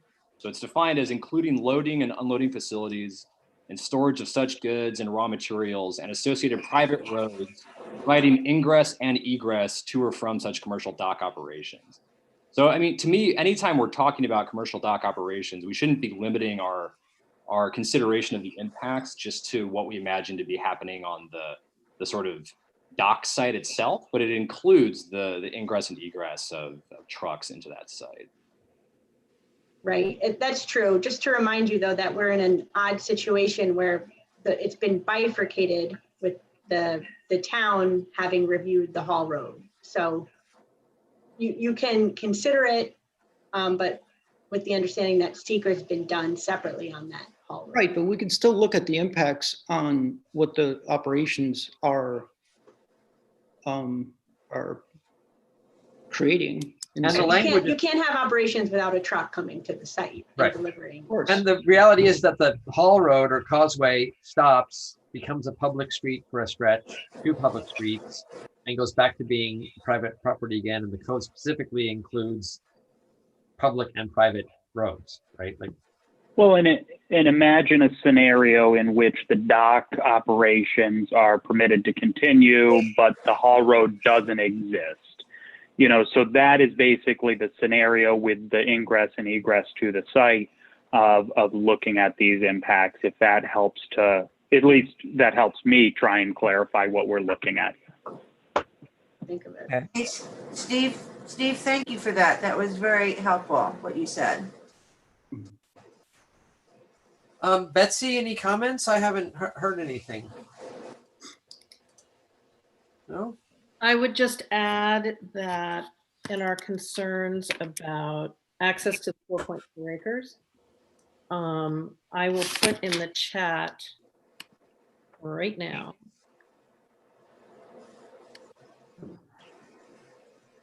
that we have access to that by deed. Just to alleviate that concern. I'm not hearing you very well, Betsy. Sorry, probably because I'm typing and talking and trying to do too much at once. Okay. Okay, so this is in Deed Book 453, just to alleviate our concerns. It says, together with all of Lone Star's right, title, and interest in and to the right of access to the said dock property from the public way. So there is an issue of public way. We have access by deed to the 4.4 acres. Just so that's part of the record. Well, so then should we reconsider our answer to 11B and make it moderate to large impact may occur? Because if we lose that, that's real. Well, if it's by deed, and I don't have confirmation of that personally, then you can't lose it. So you wouldn't be allowed, you couldn't lose it. So I don't think that would change that answer. I'd still put it as moderate to large. I'm okay with that. So Ryan, why don't we change B to moderate to large? Is everyone agreed on that? Yes. Okay. Again, I you know, Teresa, sorry, go ahead. are you okay to change 11B to moderate to large? Yeah, I am. Okay. Allow me to beat the dead horse. Obviously, trucks coming into the operations will potentially affect the recreational access to those 4 acres. Yeah, Ryan, can you add on your IE, put the first one down, traffic before noise? Yeah. I can. And does this summarize appropriately under E what is intended? I think so for me, yeah. Okay, so just to summarize for item 11, impact on open space and recreation. The preliminary question is answered with yes. A, received a no to small impact may occur. B, which is regarding result in loss of current or future recreational resources. The selection is moderate to large impact may occur. C and D are both no or small impact, and we added an E that the proposed action may result in adverse impacts to planned open space and recreation resources such as traffic, noise, odor, light, aesthetics, etc., with a moderate to large impact may occur selection. Okay. Sorry, Brian, didn't we agree that in that E, adding language on truck impacts on the use of existing? Well, we said traffic. Traffic, okay. Sorry, I might have missed it. Traffic / I'll put / truck trucks. If that, just to make sure that we're clear when we look at this again in a month or 2 months. Okay. I'm also number 12. Oh, you are? Well, this one should be more straightforward then. So impact on critical environmental areas. No. The question being. Oh, sorry. Well, that was your selection. If I'm fine, I don't need to speak anymore. If that's I looked the it up. answer and the determination. I looked up the critical environmental areas in Columbia County. The town of Greenport has a public water supply protection, which, by the way, is adjacent to the Causeway site, which we are not reviewing under seeker. But no, it's not here. All right, very good. Then we'll move on to item 13, impact on transportation. And from the sounds of that is Clark. So Clark, do you want me to read through some of this, or whatever's best for you?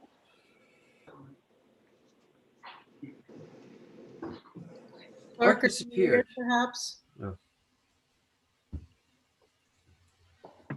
Where did Clark go? Hey, just a second, I'm back. Apologies. Are we going? Do you want me to give any introduction, or do you want to just dive right in? For 13, I can dive in. Okay.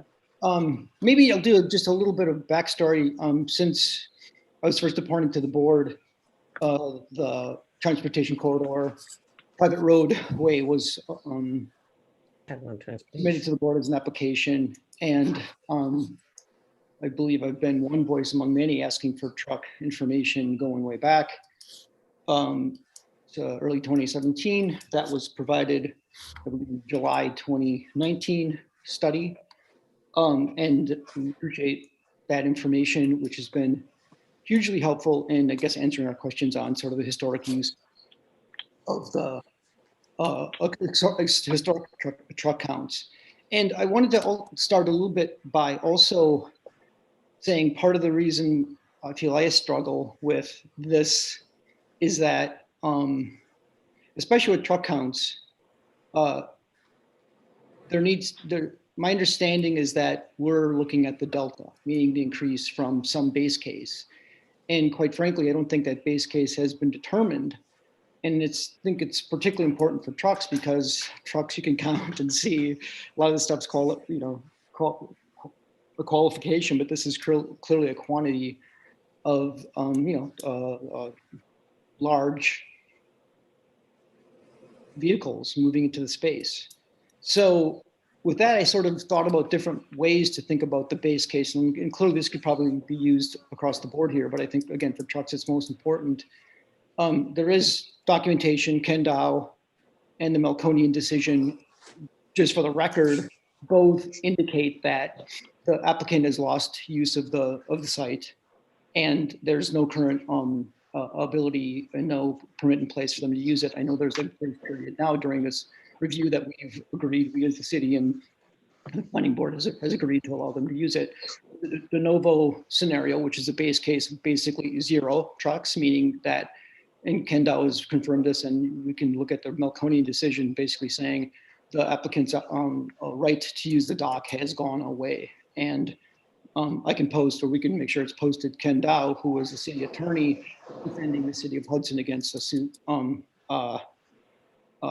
clearly indicated that, I guess the best way to describe it as interpretation is that the applicant is starting from scratch and presenting this application for an operation in a space that currently doesn't exist. I know that is one view. That's the base case of 0. The next case is that the city law clearly states that the site may be used as it existed when the law passed, which is 2011. We don't have truck data, but the closest we have of truck data of 2011 is, quite frankly, the Colarusso Creighton Manning study, which shows truckloads of 2007-30 annually in 2015.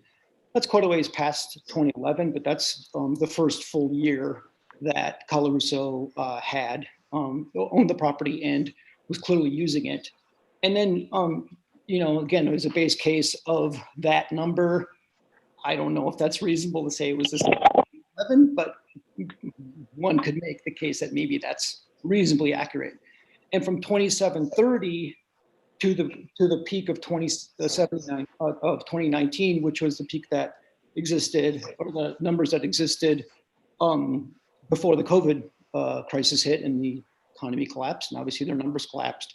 But that increase from 2015 to 2019 is nearly threefold, 290%, to be exact, from 2730 loads to 7950. And then again, sort of like going on a bit about what a base case might be and the increase from a base case. The average for and the Creighton Manning study clearly states this, the average from 2015 to 2019, the average truck loads per year is half of the maximum. So again, we might say, well, maybe the base case is that average during those roughly 5 years that Colarusso owned it. And the maximum that we would be approving is double that. So I would say that's 100% increase, given the statement that Creighton Manning indicated that the average is half of the maximum. And then I actually did just a quick number crunching as well, looking at the period of time when the applicant first submitted this application. Again, the application we're looking at now is for the operations. However, the truck count is the same. So when we first were looking at the Hall Road, that was the beginning of 2017, as I recall. And the numbers, the increase in truck traffic since the application came before us was 4,900 in 2017, actually at the end of 2016. So I'm just indicating, or I'm assuming that 2016 is really the beginning of 2017, so moving on past 2016. So 2016 numbers were 4,900. My cat's coming to bother me.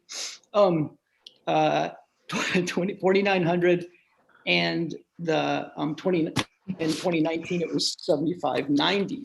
So again, since Colarusso first appeared before the board, the increase in truck traffic, again, leading out 2020 with the crisis of COVID, the increase during the period that Colarusso has been in front of the board has been 55% of increase in traffic. So I guess my main concern, since the applicant's been in front of the board, is that we've asked for truck counts repeatedly. They finally did come through. Thank you very much. And that information is incredibly useful for our deliberations. And again, I sort of just went through some scenarios where we might determine a base case, but there's no doubt that based on any one of those interpretations of base case, the amount of traffic coming in, obviously using Hudson Street and using the currently sole access to the park is going up significantly to astronomically. So when there's a checkbox saying there's no traffic impact on their EAF, I take issue, to say the least, because I've said this probably, I don't know, dozens of times. The biggest impact, or one of the biggest impacts, is truck traffic. And So what did they check for D2J? They said no traffic impact. But it's a proposal for. Let me double check everything here. Will the proposed action result in substantial increase in traffic above present levels or generate substantial new demand for transportation facilities or services? And the check on the EAF, at least the one that I have, says no. So I don't know if you want to discuss it further. No doubt in my mind that the impact on transportation is yes. Again, open to discussion if anybody wants to chime in. Projected traffic increase may exceed existing capacity of existing road network. Looking at the traffic study, clearly it's not the case that it's taxing the infrastructure or exceeding the capacity. However, I'm going to point out two things, or I guess two different intersections. One key thing we need to keep in mind is that the notion is to remove trucks from the truck route going through the city of Hudson. However, two new intersections are created. The transportation corridor at 9 and at 9G. And if you look at the level of service of all intersections more or less in the city of Hudson along the route through Columbia, the change in the level of service is minimal or non-existent. But the creating two intersections, and I have the study in front of me now. I know the engineer indicated what the level of service actually meant, I believe, and we could ask Ryan this, or if you don't know, we can ask the engineer who did the study for Creighton Manning, that the level of service is related to seconds of delay, if that's right. So anyway, two new intersections are created at the private road and 9 and 9G, and the level of service, and they break it down eastbound and westbound. So for 9G and the truck crossing is level of service of C. So these are new intersection with two routes, one eastbound, one westbound. Those are all level C. And then in fact, at 9 in the truck crossing, there's a new intersection with trucks crossing. Eastbound is C. And in fact, on truck route on westbound is level D. Now, I don't know specifically what those mean.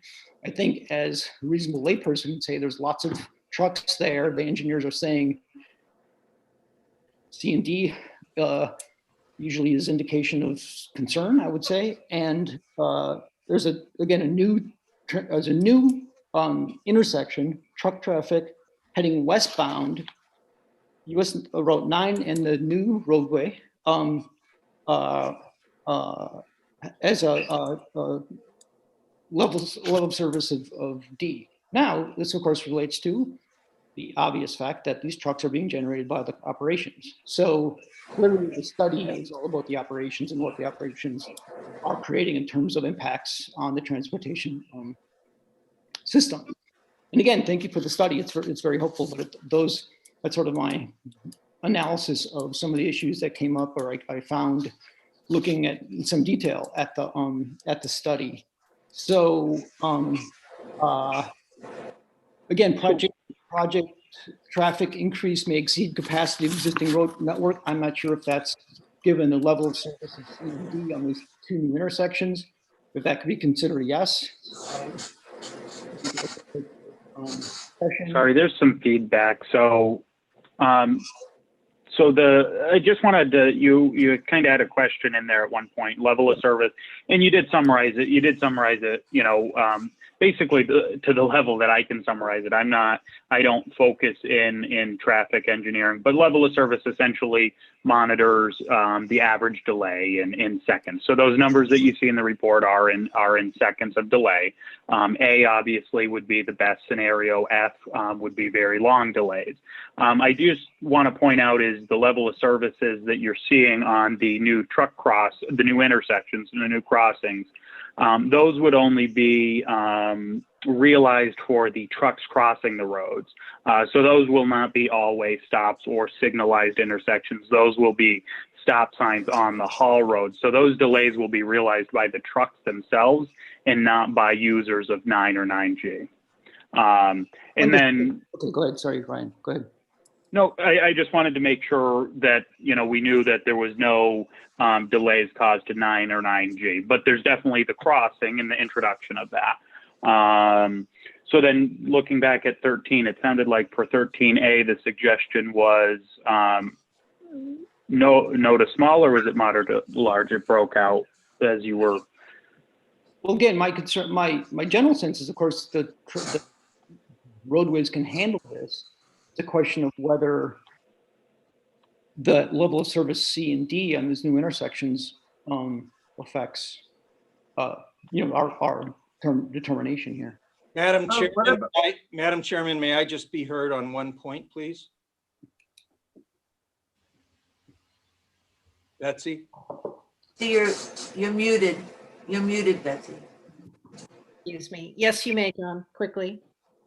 Thank you. I think Victoria will confirm that the town of Greenport looked at all of the traffic impacts from the quarry to the dock. You can look at traffic impacts on the dock, but there's no question that when the court affirmed all of the seeker work by the town of Greenport on traffic, they confirmed that the traffic study, and actually the city said that the traffic study was good. That was pointed out by the court in the record. So seeker's done on traffic all the way to the gate. Thank you. Thank you, John. One thing I might just add here, this is a concern of mine because our friends at the Department of State have consistently said, even though Mr. Colarusso has consistently said that they have absolutely no intention of ramping up their operations. So 284 is sort of an outlier that's going to happen a couple of times a year.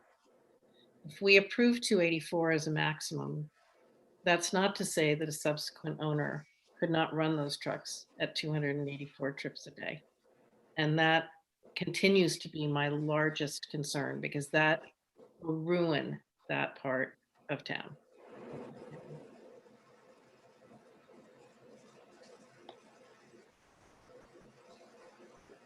I'm just throwing this out there, but I'm wondering if there's a way to further refine that 284. So no more than a max of 284, no more than 10 days per year, whatever that number is. There may be a way to further refine that if the board was going in that direction. In the future, maybe not now. Right. And again, I think that that's not a consideration. I mean, it's consideration for the future, as Larry just pointed out, but I feel like that would be some negotiation down the road. I appreciate Mr. Privatera's comment regarding the seeker. We are looking at this on the operations, and I know there's consistent deferral to a previous decision. We are within our rights to review all the information and make our own determination. So, well, you can't make a determination on anything with the haul road. That's already done. But as Ryan and I were discussing earlier, you can consider traffic as part of the dock operation. And Ryan's suggestion that you consider it as if the haul road wasn't there, I think is useful because the haul road's, sort of out of your scope at this point. But nonetheless, Your last sentence got dropped. I couldn't understand your last sentence. oh, I was just saying, I thought that was a good explanation, but nonetheless, Ryan, can you explain, to get to Mr. Weeman's concern about whether or not C and D are going to be a small impact or moderate to large impact? Can you explain whether, you would consider those, it's not a grade, but levels of service, small or moderate? So there's a lot of intersections that we all travel through every day that are C's and D's during peak hours. What I would take into consideration when reviewing the impact and trying to make a determination between small or moderate to large is who's going to realize this impact. So these level of services will essentially be for driveways.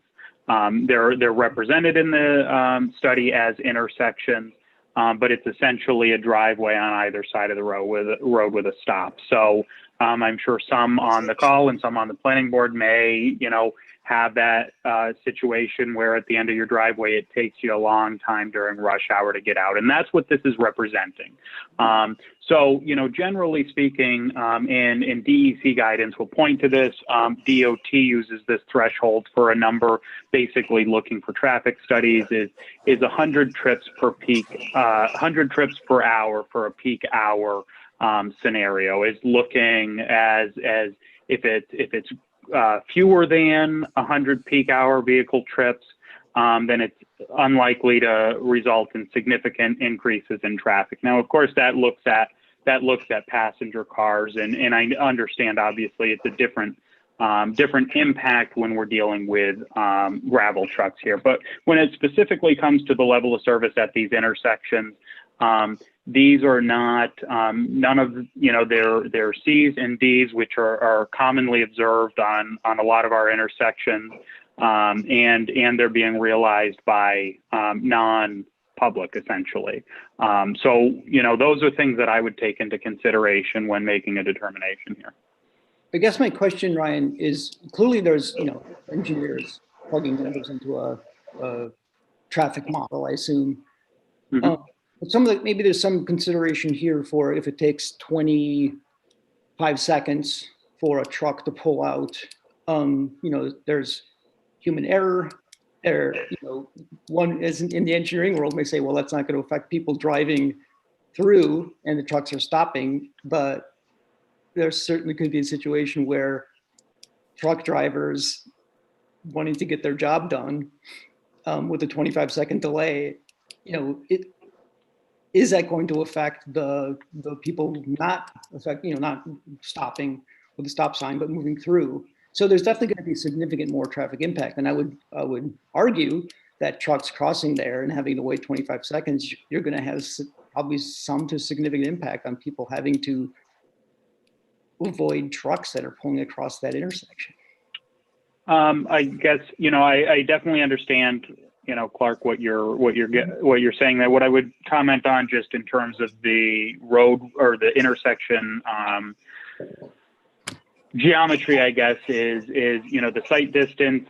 There was some proposed modifications there. The geometry of those intersections has been revised over the time of the application being pending. And both of those intersections, have received approval for construction from DOT after their review. So that is all to say, introducing a new intersection there obviously introduces something that is not occurring at the current moment. In terms of essentially, if there's an issue with trucks,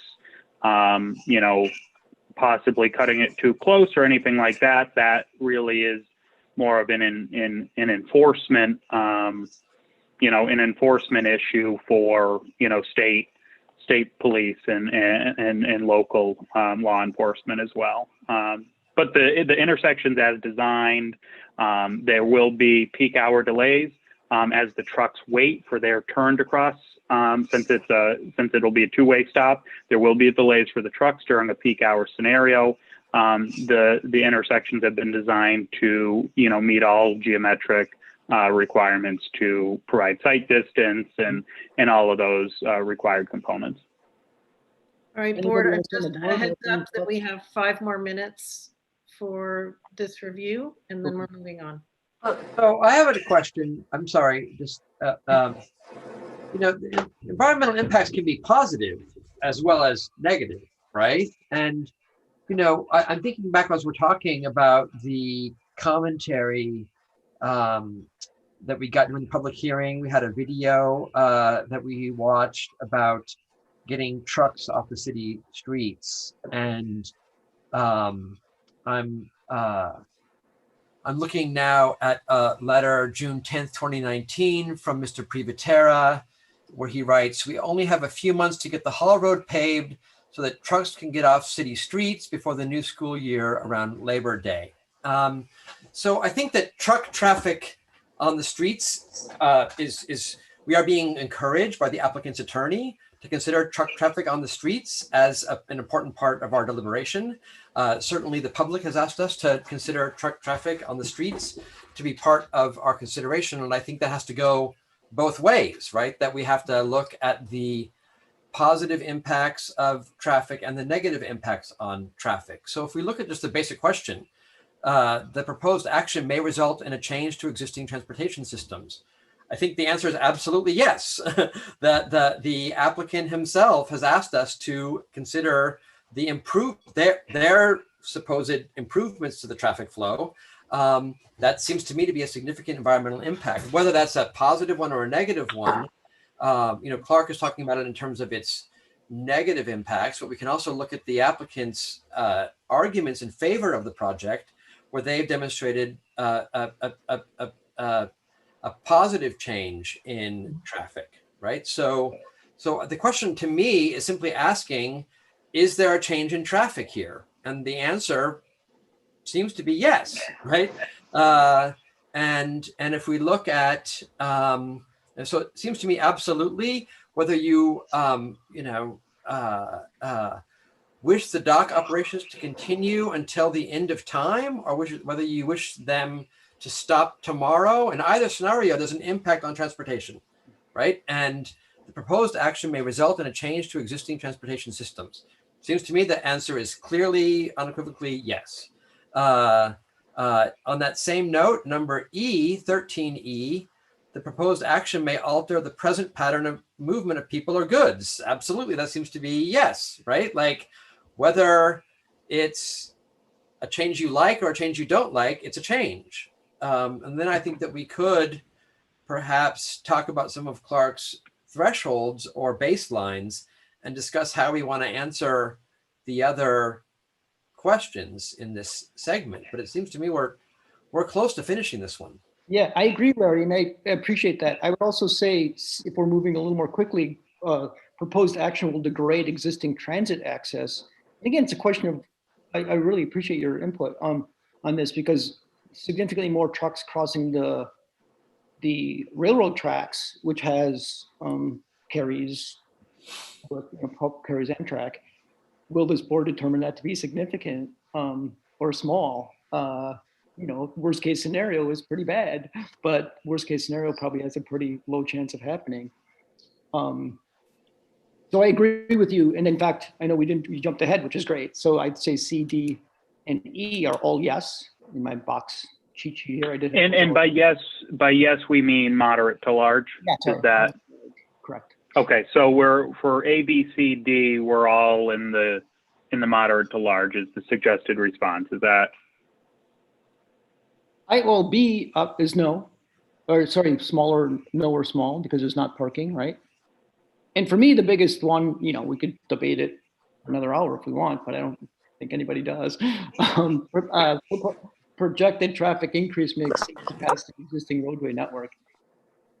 Ryan's making the case that it doesn't. There's two new intersections with low level of service, C and D. Judgment call, I don't know. I originally checked no, but then as I reviewed their document again, these two intersections may have raised some questions. Could I suggest that? Well, that this is, I think we're out of time. I'm looking at that this is one of our major questions and you got a very good start on it, Clark. And thank you, Larry, because those were great comments that you made that we, and Ryan, that we just bring this up at the next meeting, you know, now that we've kind of started it, and maybe you can give it a little bit more thought, and everybody can, and we start with this question, we're almost done with it. That sounds I think good. that's a good idea. I do. I Because support that. I think we owe this question our best thinking, and I don't want it to be rushed. Excuse me, Betsy, would you like me to have Ken Worsted, the traffic engineer, chime in next time? Sure. Would you like to hear from Creighton Manning? Yes. Or is that something that Clark maybe should do, not privately, but kind of privately with him, so that is that possible? Just they have a chat and then he comes in? I suppose that's okay, sure. I mean, I'm happy to talk to him further. You guys decide whether you feel like you want to ask him. I can call him up and ask him more questions. But I think the My public should hear it. recommendation is that you have him attend the public meeting. I think it's okay if you want to talk to him beforehand, but the board should have the opportunity to ask him questions and answer I them was publicly. basically suggesting that Clark talk to him beforehand, just so that. I agree that if he's here to answer questions in the public session, that sounds great. Yeah.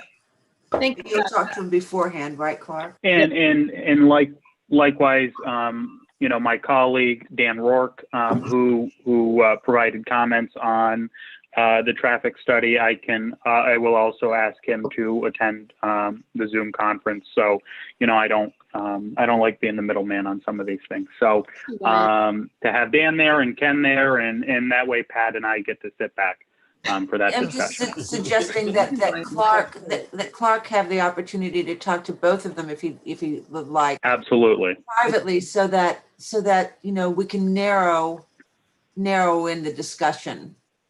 I just don't want to sit through listening to, you know, watching a video on cars that are trains, you know, again. Okay, I think we Can I got. just ask everybody a question? I just have to take a quick break and You're going to take a 2-minute break now. thank you. Okay. I still was going to ask a question. If I wanted to make it so that you guys don't see anything, then I just hit hide self view. Stop video. Stop it. Stop video is the bottom left, right next to your mute button. Oh, You also Alt V will do it for you, or should do it. okay. And Clark, I will send you an email with an introduction to Dan, so you guys can connect offline as well prior to next month's meeting. Cool. Good. Thank you. Can I make one quick comment before we move on? Sure, Steve. I think that, you know, what Mr. Privatera said is that we have to essentially limit our review of the impact of traffic up to the gate of the site, right? Because I understand that the secret process has already happened on the private road. And yet, as I highlighted, you know, I think our city code defines commercial dock operations as inclusive of ingress and egress of traffic. So I feel like there's a tension here that has to be resolved.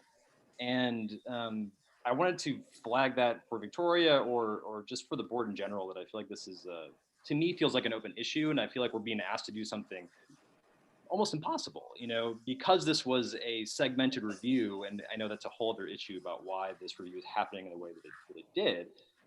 We're being asked to review the impacts on the surrounding area without being able to consider the trucks going in and out. I feel like there has to be a way to navigate this and for us to do a proper review on this.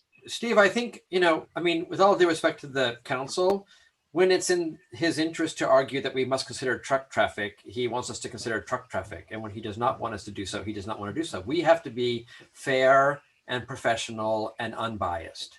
And I think as long as we maintain that level of professionalism and unbiasedness, then what we are asked to do has to be weighed against the other things that we're asked to do. And, you know, it's not like Solomon's baby. We can't cut it in half. And so I think we just have to be, you know, keep ourselves honest and fair as we go through this.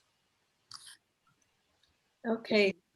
Thank you, everybody, for your comments. Colorusso team, thank you very much. We'll take 2 minutes for personal privilege and be right back. Thanks, Brian. Personal privilege. I love that. Thank you.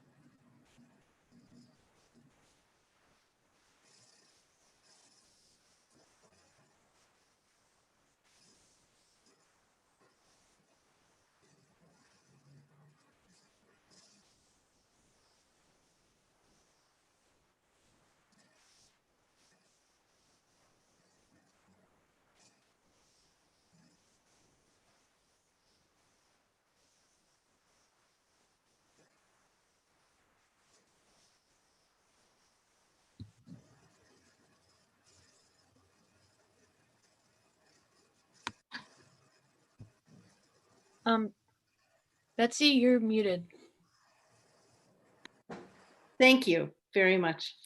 I was saying while we're waiting for Teresa, Laura, and Victoria, I think we can, oh, Laura's back. We can go ahead and I can introduce this next item. We consider this old business because it came to us before in a different iteration. This is an application for 65 to 75 North 7th Street and 708 State Street. A site plan application from Galvin Initiatives Foundation for a mixed-use building, 75 apartments, and a plus or minus 4,000 square foot commercial spaces on the North 7th Street lot, and a mixed-use building, 63 apartments, plus or minus 5,000 square feet of commercial space on the State Street lot.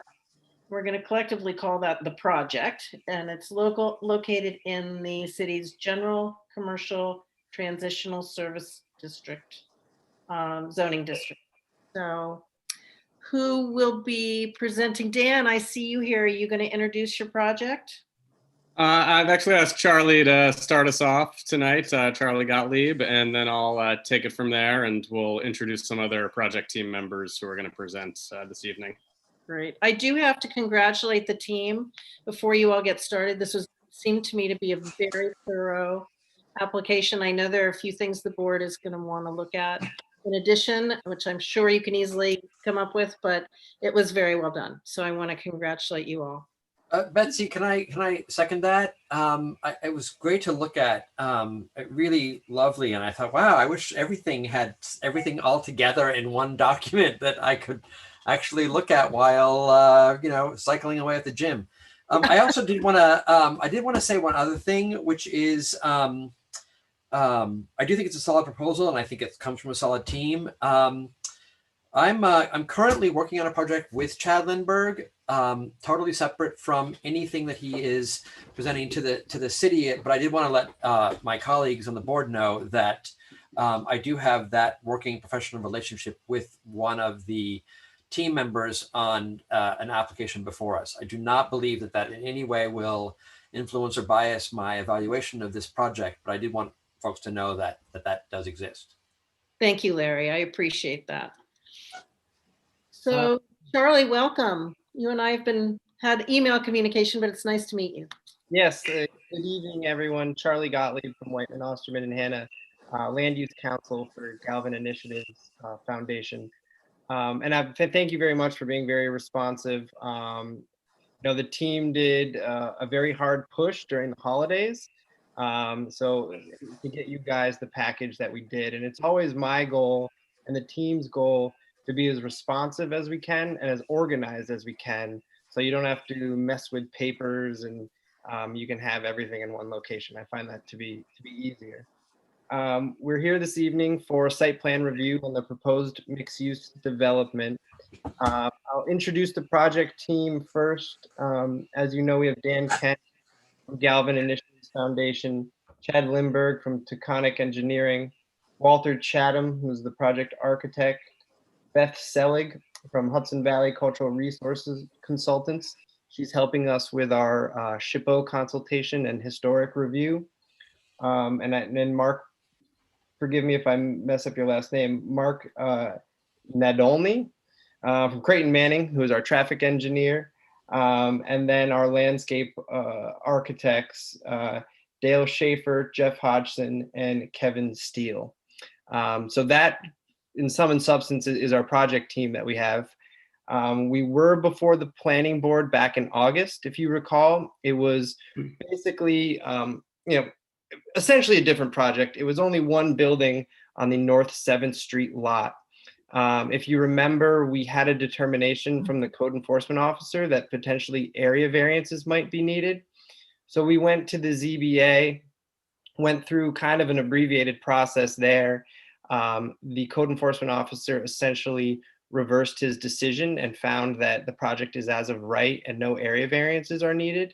So actually today I withdrew that ZBA appeal. So we're no longer pending before the ZBA. And it's our position, we no longer have zoning compliance issues. The new project scope now, is one project that we wanted to present to this board because for purposes of SECRA, we think it's required and important that you evaluate the impacts of this entire project, both buildings, both lots. You know, they are essentially two different site plans, two different properties, but their impacts are connected. So SECRA requires us to take a holistic view of everything that Galvin has proposed in the area that is concrete and not speculative. So, you know, I had a conversation with the team and said, well, if we're proposing this, you know, we should do it now and give the planning board the opportunity to look at everything. To that end, we did submit what I like to refer to as the expanded environmental assessment form.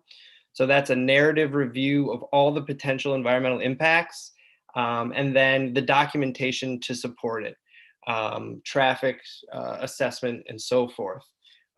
The other thing I wanted to highlight that, you know, Beth can talk about more as we go forward is we have started the consultation process with SHPO, realizing that that is one of the larger potential impacts and they are a large stakeholder with that issue.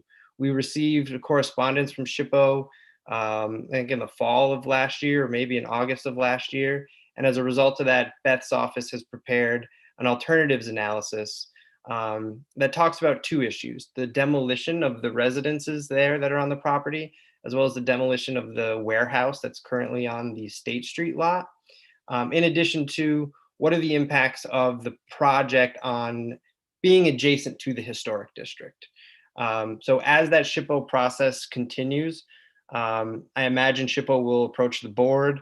If we get documentation that the board doesn't receive, I will instantly forward it to the board and we will respond accordingly. So tonight, it was my intent to get the board familiar with the new project, but also SECRA requires us to get started as early as possible in the environmental review process.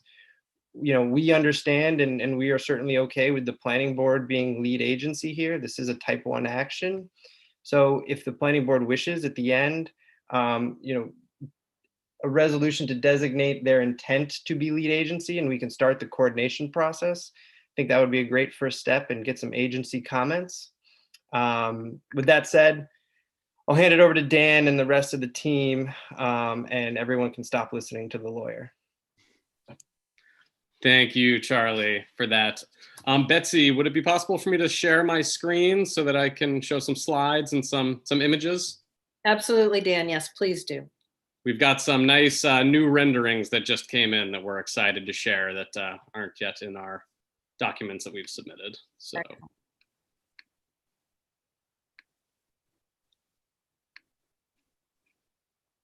All right. Is that working for everyone? Sure is. Okay, good. So we've titled this project the Depot District. And I'd like to start by just giving you an overview of what this project creates. So across these two buildings, it generates 138 apartments. 84 of them are market rate apartments, including 1, 2, and 3 bedrooms. And 54 are affordable units for households with low or moderate incomes. The Depot District also includes 10 commercial spaces. 9 of them are in the 2 buildings that we've submitted for site plan approval. The 10th commercial space is the craft brewery in the historic Depot building, which was already approved by the planning board. This project also features a heavy emphasis on green spaces and design, which we'll share more about later. So first on housing, right here, you're seeing the building proposed for 708 State Street. That building features 63 market rate units. In total for this project, there are 84 market rate apartments. And both buildings include nice amenities like community rooms, fitness rooms, storage, private green space. On the other side of the street, we have the 75 North 7th Street project.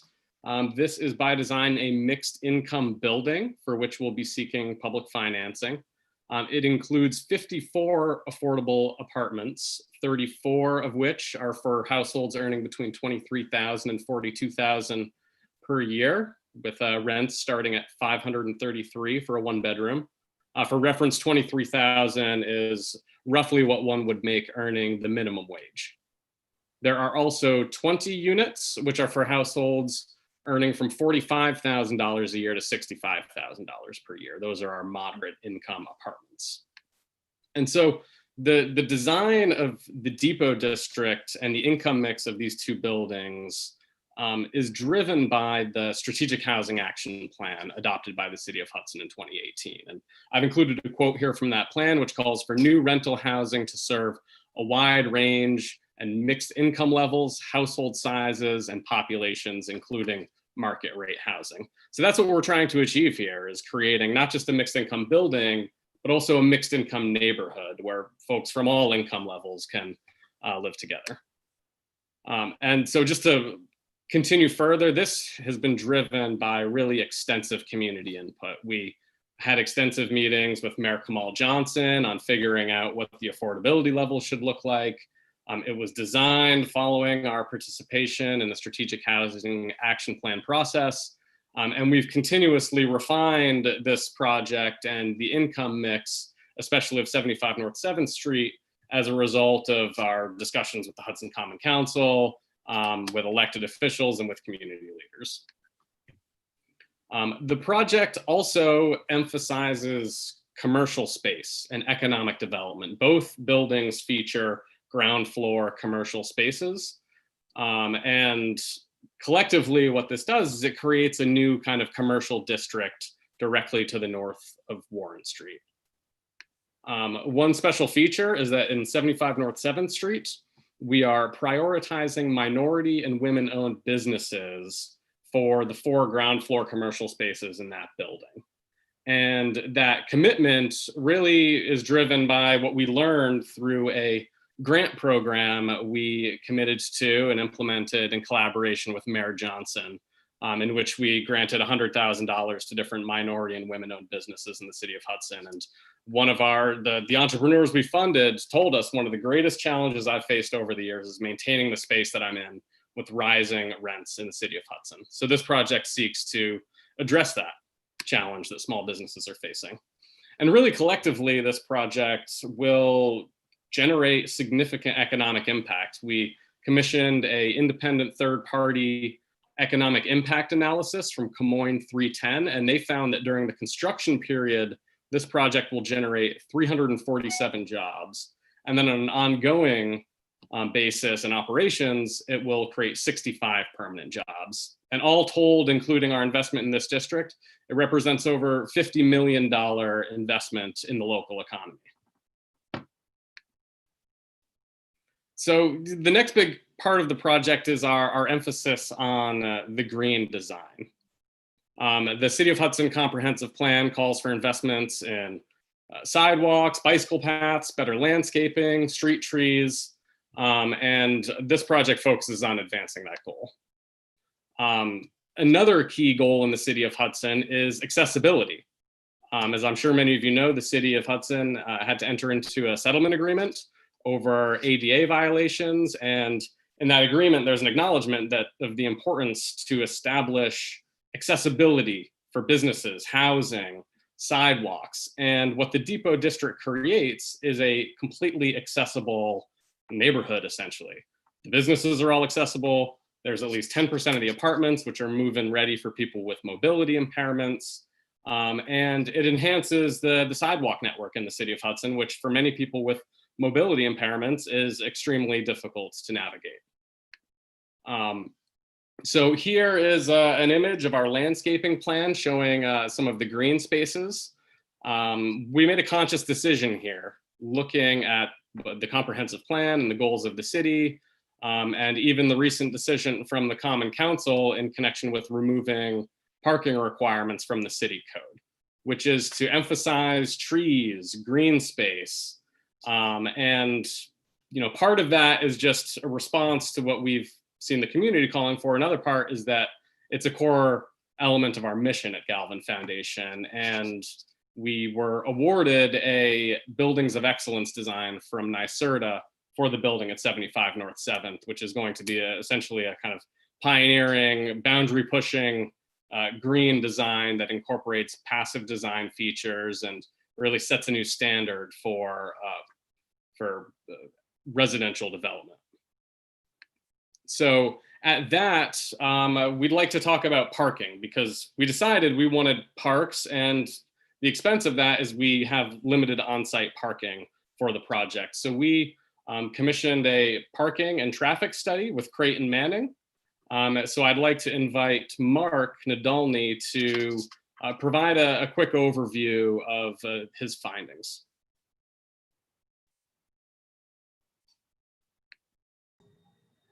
Can everyone hear me? Yes. Great. As Dan said, my name is Mark Nadolny, and I'm an associate with Creighton Manning Engineering. And we did conduct a traffic and parking assessment for the project. Now, the site plan that we had worked with was a little bit more robust. It had approximately 157 affordable and market rate apartment units and about 12,000 square feet of commercial space. So it was a little more conservative than what Dan has shown you today. So the numbers I'm going to talk about are a little conservative, and it has a little bit of cushion in there, just to give you an idea. In terms of vehicular access and dedicated on-street parking, as Dan said, would not be provided for the residents or customers. However, a rope alley and a new service road that will be constructed opposite Rope Alley will provide the pickup and delivery opportunities for the new buildings. And residents and customers will use available on-street parking in the local municipal lots. So in terms of our assessment, the first thing we did was look at existing conditions. We looked at the roadway geometry, particularly with North 7th Street, the width, the on-street parking conditions, sidewalks.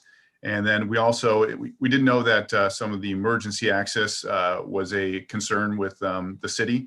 So we did pay particular attention to that aspect of the site, understanding that the Hudson Fire Department building is just to the north of the site.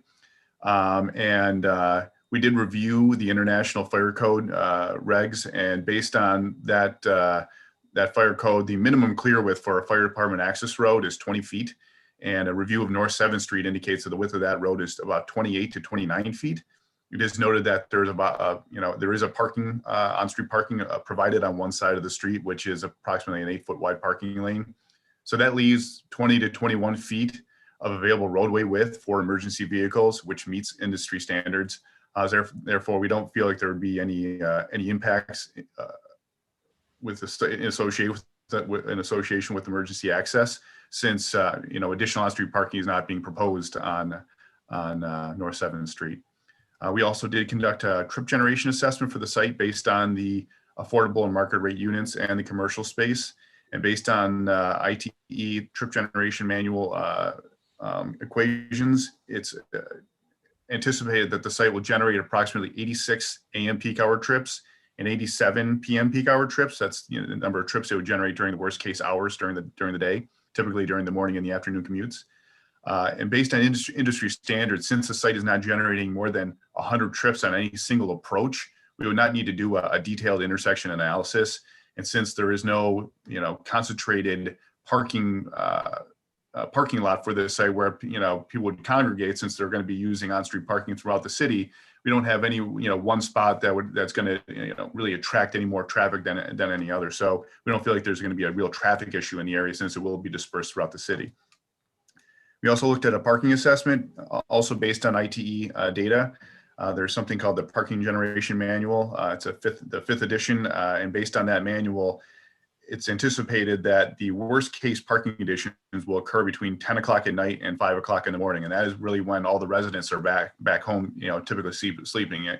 You are going to have some people that work night shifts. You're going to have people that don't have cars. But based on the number of units that we looked at, which was about 157, which is more than what Dan had talked to you about, those the 85th percentile demand for those 157 units would be approximately 153 parking spaces. So what we ended up doing then was going out and doing some field observations in the vicinity of the site during that, that overnight time period. And we did that between 10:30 at night and 12:30 in the morning. Now we looked at, an approximate 5-minute walk to that site, which is about a quarter-mile radius. We looked at available on-street parking, free on-street parking. We looked at the municipal lot as well on Columbia Street. Now, looking at the on-street parking within a quarter mile of the site, there's approximately 332 on-street parking spaces and approximately 123 parking spaces within the municipal lot itself on Columbia Street.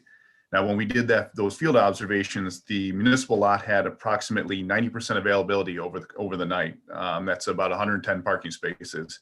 And within a quarter mile of the site, that 5-minute walk to the site, there's approximately 55% availability of parking. And that equates to about 176 parking spaces. So therefore, we're confident that there's enough adequate on-street parking and municipal parking to accommodate the 153 parking spaces that would be required for a residential development of this size. So that was really a summary of the trip generation and parking assessment and access assessment that we did for the site. I think I'm going to turn this back over to Dan, and we can maybe answer some questions at the end of the presentation. Great. Thank you, Mark.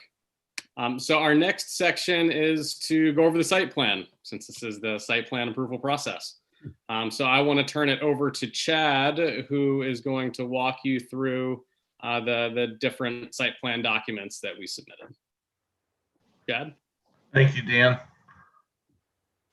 The first sheet in the technical site plan component is the existing condition plan. It shows the two parcels, the boundaries of the two parcels that Charlie identified earlier. And it also shows the locations and positions of the existing structure and access. Okay, next. The C102 plan is the proposed site plan. So that shows us the proposed building footprints for both parcels. It also shows the access off of North 7th Street, the ADA parking off of Railroad Ave, and the access off of Rope Alley, the connectivity to the public ways. The bulk table of C102 indicates to us that the zoning code requirements and shows our proposed conditions are as right as Charlie identified earlier, because we don't have requirements for this particular zoning district. The one aspect that should be pointed out as well is that there's a slight modification to the patio around the depot. That would be a modification to the previously approved site plan in that area. Good. Next, Dan. Yeah. So the next sheet that we have is the C103, which is the landscape plan. And this is a technical representation of the landscape plan developed by Dale Schaefer at Wagner Hodgkin Landscape Architecture. I think some of the pieces that'll be brought up in a bit, and it's important to note here, is the actual treescape and the identification of the trees and plantings along North 7th Street. Some of the other landscape features are the pool area behind the building and the courtyard on the North 7th building in the center of the building above, right? Very good. Next, Dan. The next sheet is C104. It provides the lighting plan. The plan represents the path lighting, the building mounted lighting, and the parking area lighting for the project. The different lighting fixtures are identified and coordinated in the schedule, and there'll be a detail page following along as well. Next, Dan. So C105 is the erosion and sediment control plan that documents the requirements that need to be executed during construction. Another important consideration of the plan is it shows us our area of disturbance is at 1.94 acres for the project. And therefore, that tells us the project will require a stormwater pollution prevention plan. So that'll be delivered as part of our engineering development and submitted to DEC for review and approval. Okay. Next, Dan.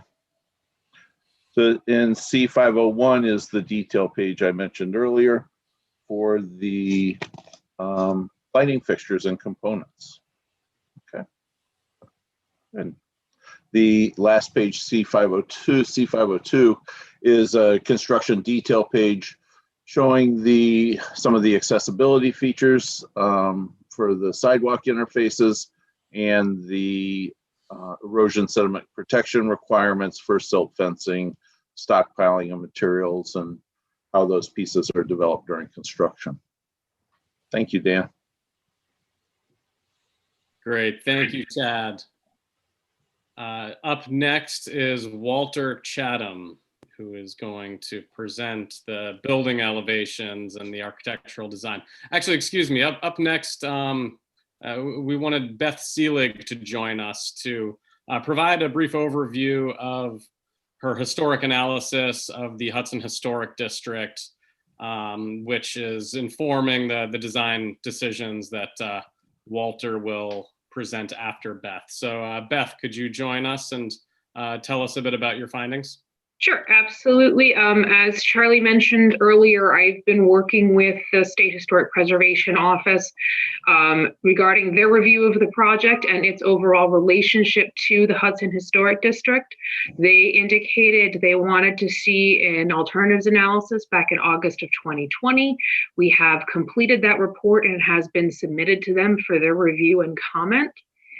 My work and evaluation that I've done for the project indicates that the historic architecture within the city of Hudson ultimately reflects the development of the city from its formal inception in 1783 through the mid-20th century.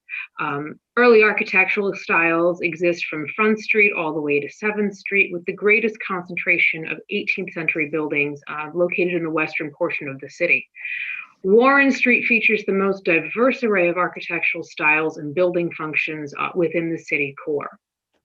The outskirts of the city core, in the outskirts, many of the 18th and early 19th century commercial and industrial buildings have been removed by successive periods of demolition and redevelopment as the city has continued to grow and expand. The urban renewal movement in the mid to late 20th century also removed many of the older industrial enterprises that were located around the existing city core. The current architectural fabric of the city of Hudson reflects its continued growth and the changing tastes of its residents from the 18th century through the 20th century. These trends can be noticed by the changing architectural styles from federal style buildings to Greek revival to those representing the picturesque period, and even 20th century building elements that reflect the continued growth of the city well into the Great Depression. All of these characteristics are what the Hudson Historic District encapsulates. The project building design for the Depot District reflects the architectural and historic significance of building and social change within the city and continues this ongoing evolution of the city of Hudson in a carefully considered expansion around the city's core.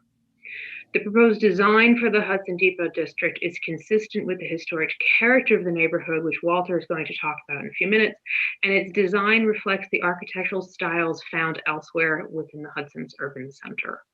And with that, I will toss it over to Walter to continue. If I might simply interject, thank you very much. This is a very interesting presentation, and I want to welcome Walter back to a planning board meeting. Thank you. We Thank haven't seen you in a while, my friend, and this is quite a project, and we're glad you're on the team, and we welcome you back with open arms. Thank you. Thank you all. So I've been following the deliberations with great interest, and obviously I was on the planning board when we talked about the depot, originally the site plan there. And since I got involved with this, we've been studying not only the current massing in the area, but the historical massing and what was likely in the area before Hudson changed. And by changed, I mean started coming down in the 1950s, 60s, 70s, and 80s.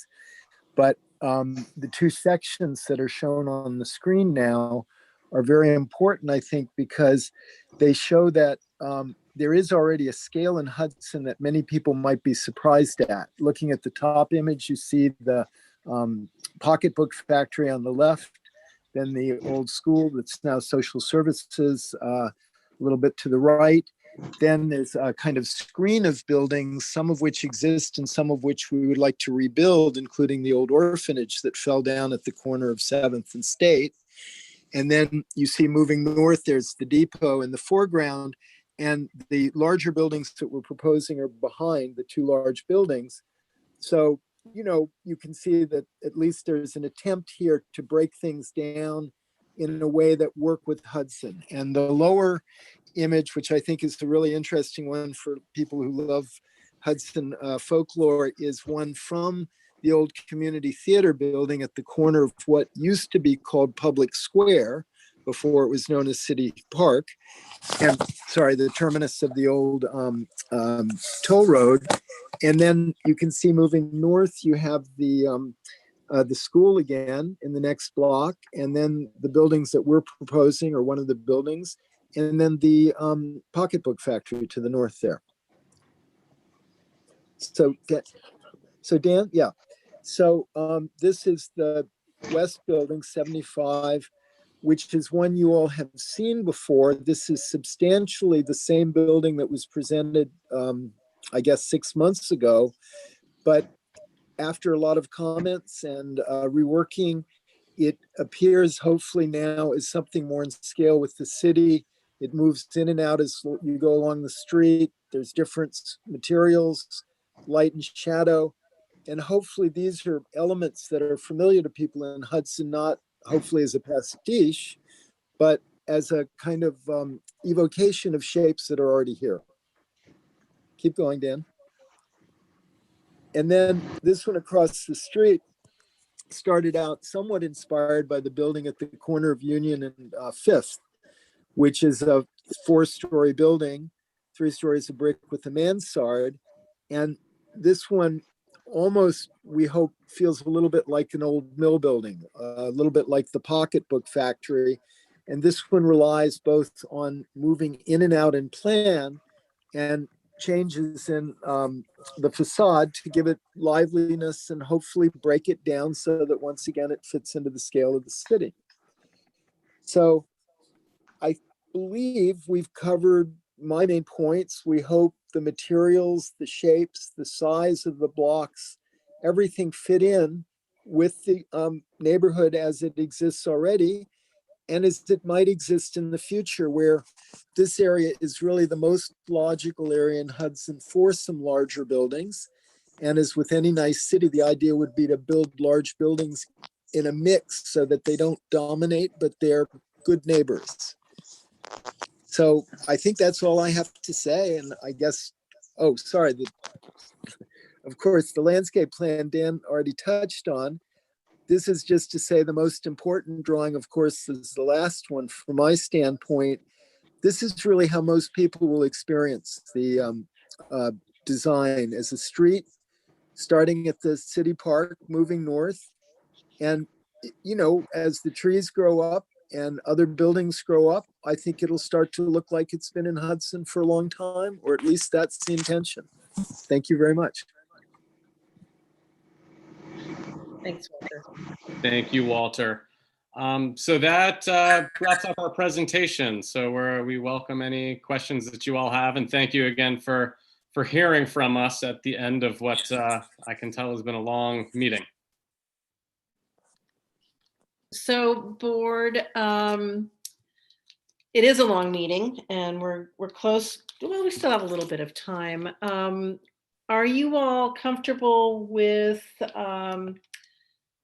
Victoria putting together a resolution to classify the action as type 1, as Charlie has suggested? And we could vote on that next meeting and then circulate. Who would we need to circulate to? Victoria. So in this case, I believe, is there going to be IDA financing? We are applying to the IDA. So we would include the IDA. We would include probably the Department of Public Works regarding water quality, SHPO as an involved agency. There might be a few others. I'd have to go back and look at the EAF. So, Fire department. Fire department. I don't know if anyone can hear me, but on page 3 of the expanded EAF, I just had to look it up. I did put a preliminary list of interested involved agencies that we think is appropriate. But I believe all those are on there. If not, we'll add them, but that could be a starting point for us. Yeah. Great, thank you. So if we're all comfortable with that, I'm going to ask Victoria to prepare that for February. I also think because of the size and complexity of this project and knowing that there are issues with stormwater and that there are a lot of engineering components to this, that I think it would be in this board's best interest to hire an engineer to help us to consult and just make sure that we understand everything that we're looking at and potentially approving. So with the board's permission, I would like to do that as well. You have my permission. Thank you, Teresa. That's all I need. Is everyone in agreement? Is there anyone that doesn't feel that we need an engineer to help us with this? Maybe that's a better question. Okay, all right. So I will set about identifying an engineer for the project. So board, is it in a preliminary way, do you all have any questions that you would like to put together or put to this group now? I actually did have one for Dan. You mentioned that the project is going to ultimately have, there will be 65 jobs created. Are those actually new jobs generated, or are those people that could be moving, like a store that might be moving into the new retail spaces and taking their employees with them? So I can send you the economic impact analysis, which elaborates on the methodology that was used.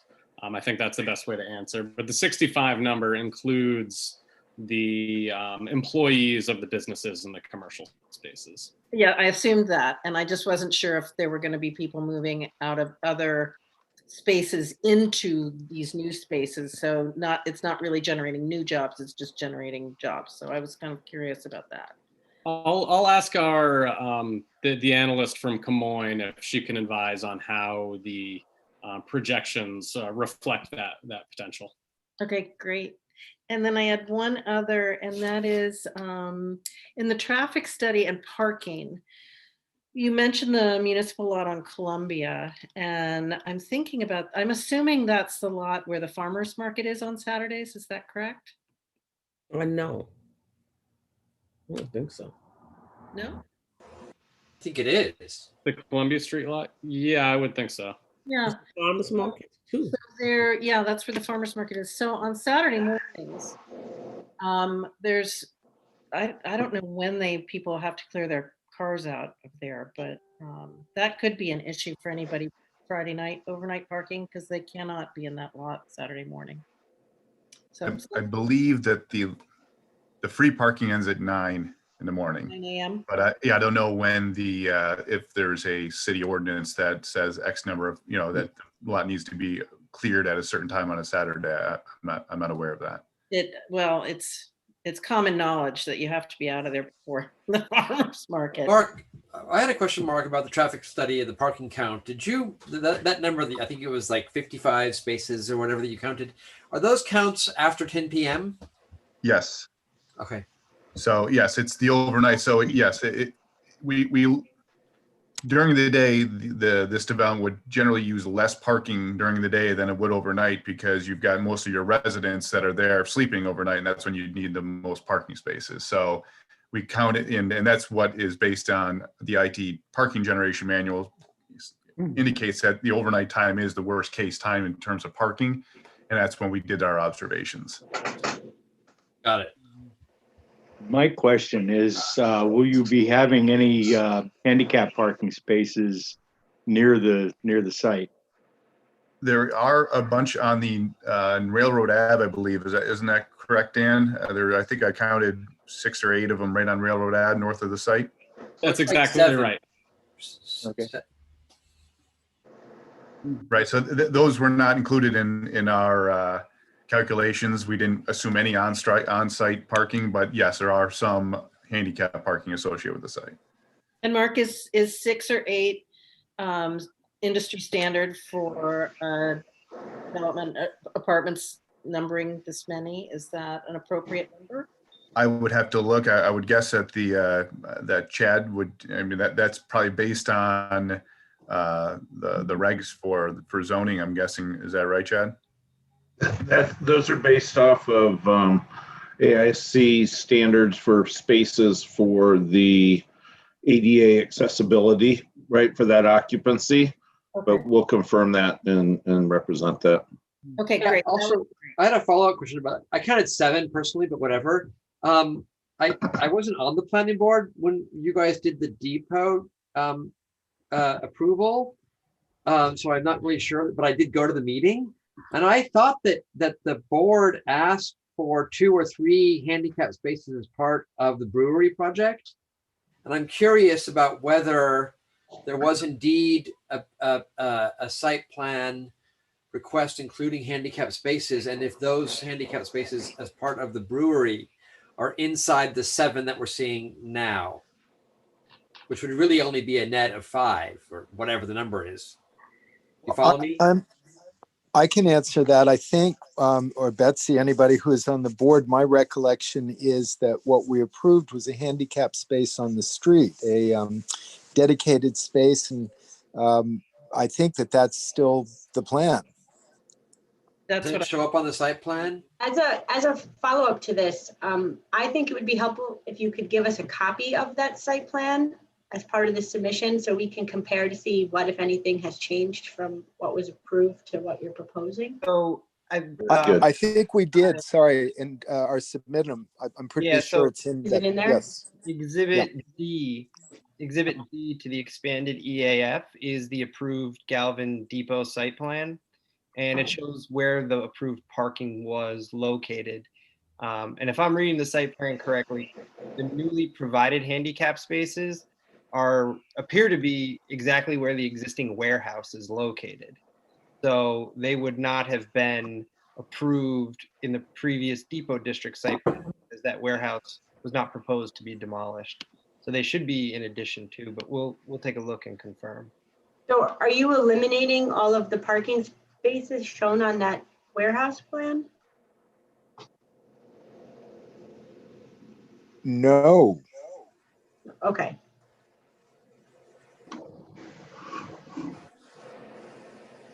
Okay, board, are there preliminary?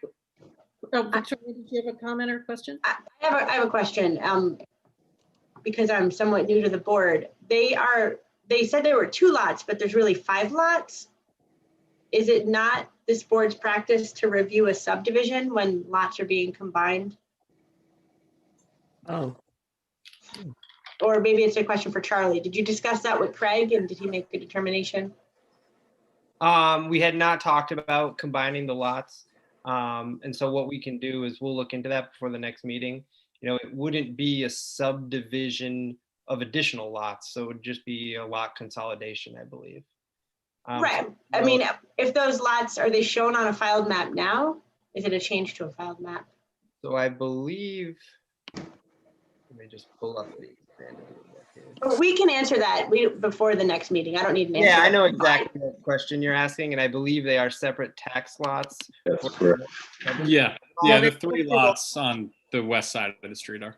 So is the intent to keep them as 3 separate lots with a firewall?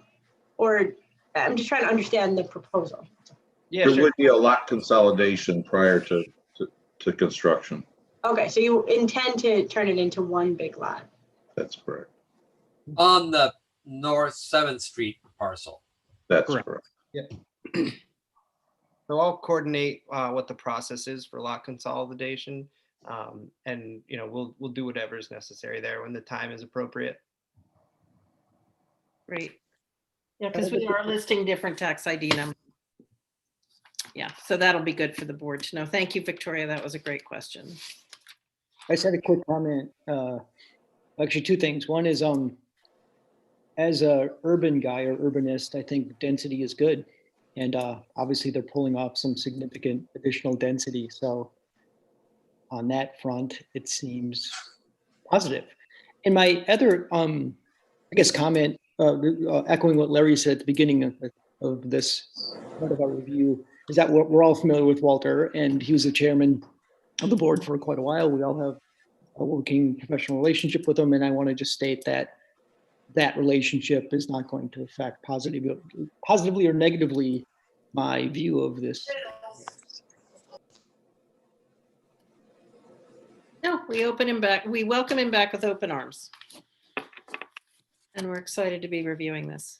It's a major project for Hudson, and there are a lot of components, and this is an excellent presentation. Thank you. I'm really happy to be working with you on this. And just one last comment. When the board does find an engineer, please let us know, and we'll coordinate with the engineer consultant and get him all the plans and full size and copies of everything that's needed. Thank you, Charlie. We will absolutely do that. And having worked with Chad on a number of projects, I know how key is at sharing information. So I have no doubt. That's Let's see great. what's next. Do we open a public hearing for this for next month, or how do we proceed? Going to be my next question is, would you like to open a public hearing at the next meeting? Do you feel that you have enough information from this presentation? Would it be good to hear from our to-be engineer first before we open a public hearing? I don't know what the benefits of. Well, don't we have to wait and see? They have to go through lot consolidation and all of that first?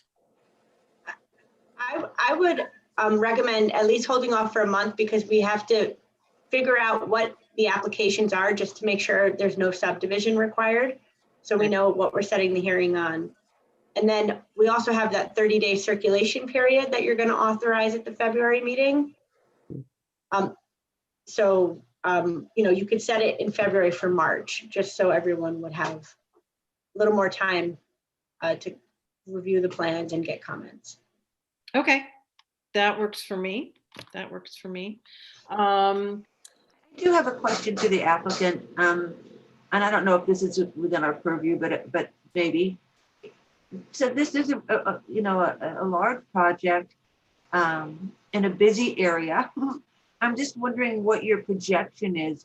Let's say once you get your approvals for everything, what do you think that the build time is? Like a year, 6 months?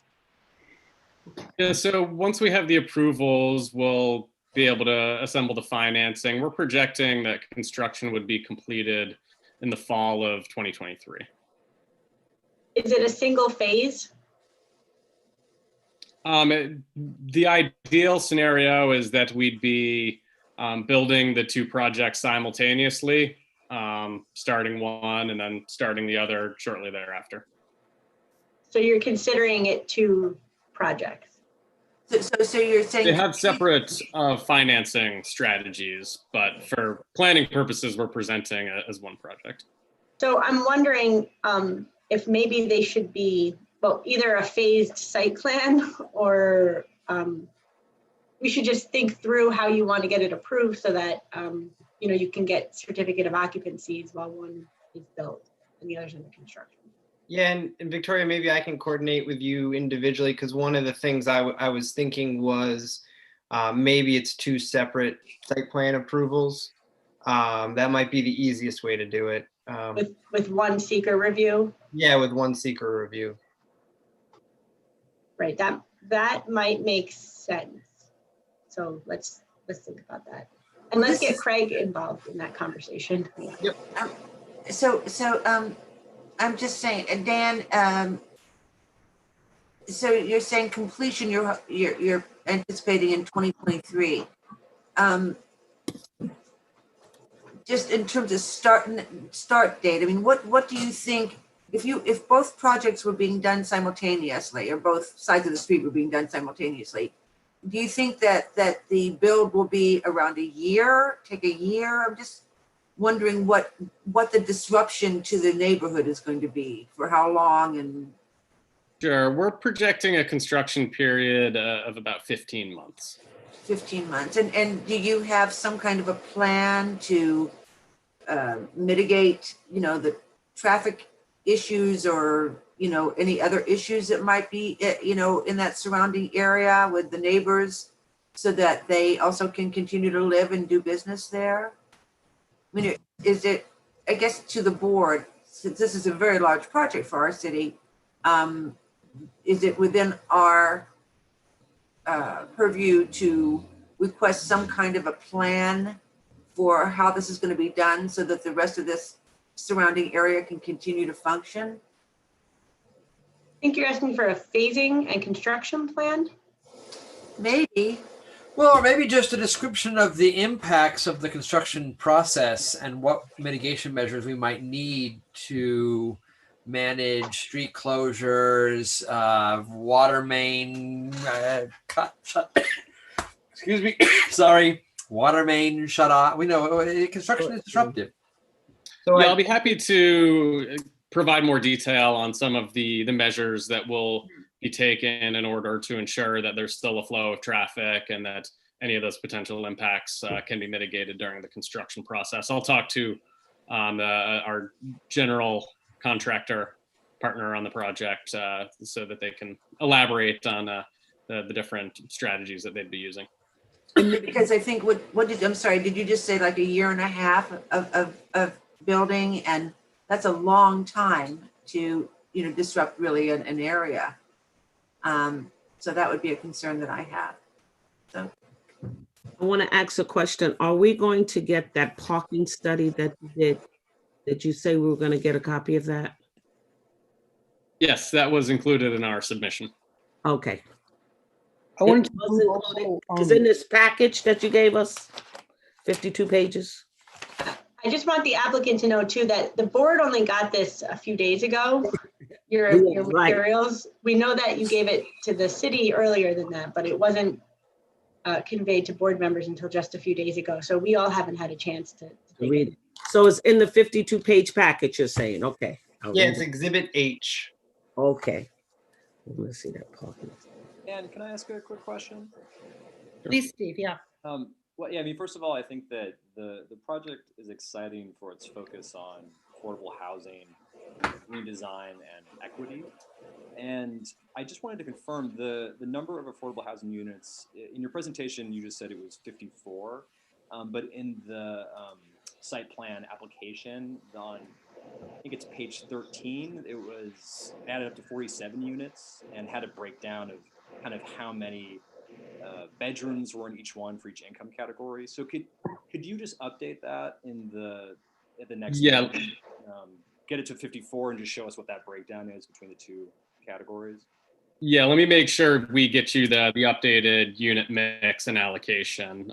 It is in fact 54, but we'll send you that information to correct any errors there. also included in the 54, and you went through it pretty quickly. On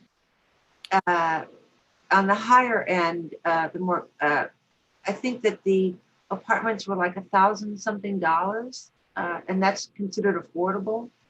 I mean, I haven't had a chance because again, as Victoria said, we only just got this, but I just wanted to. Is that what is that true?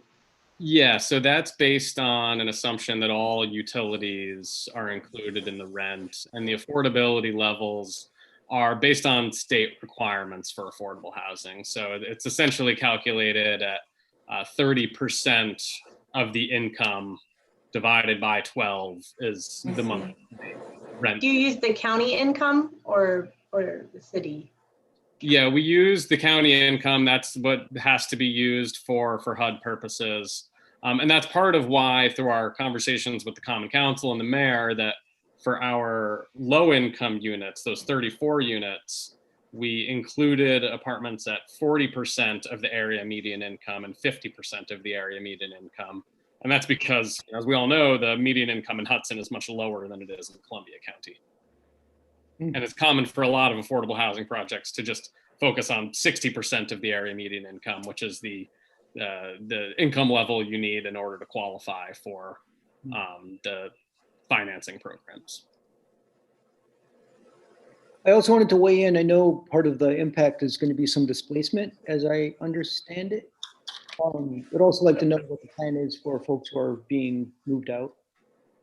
Yeah, so we have a relocation plan. We're offering relocation apartments for the tenants that are moving out, and we've been very forthcoming with them about the fact that this is a development site and that we do have plans for this location.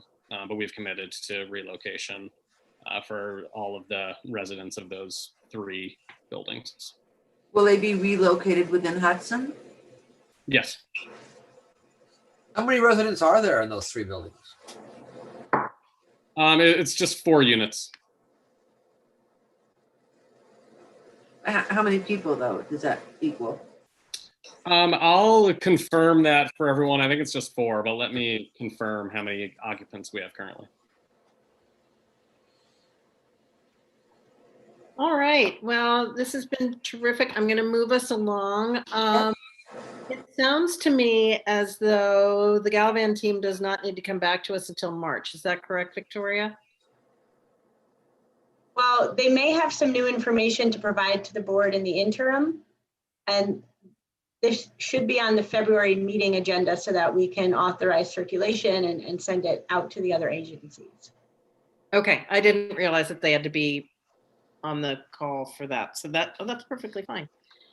Okay, so we will see you in February. Thank you for an excellent presentation. I really appreciate it. I know the board does as well.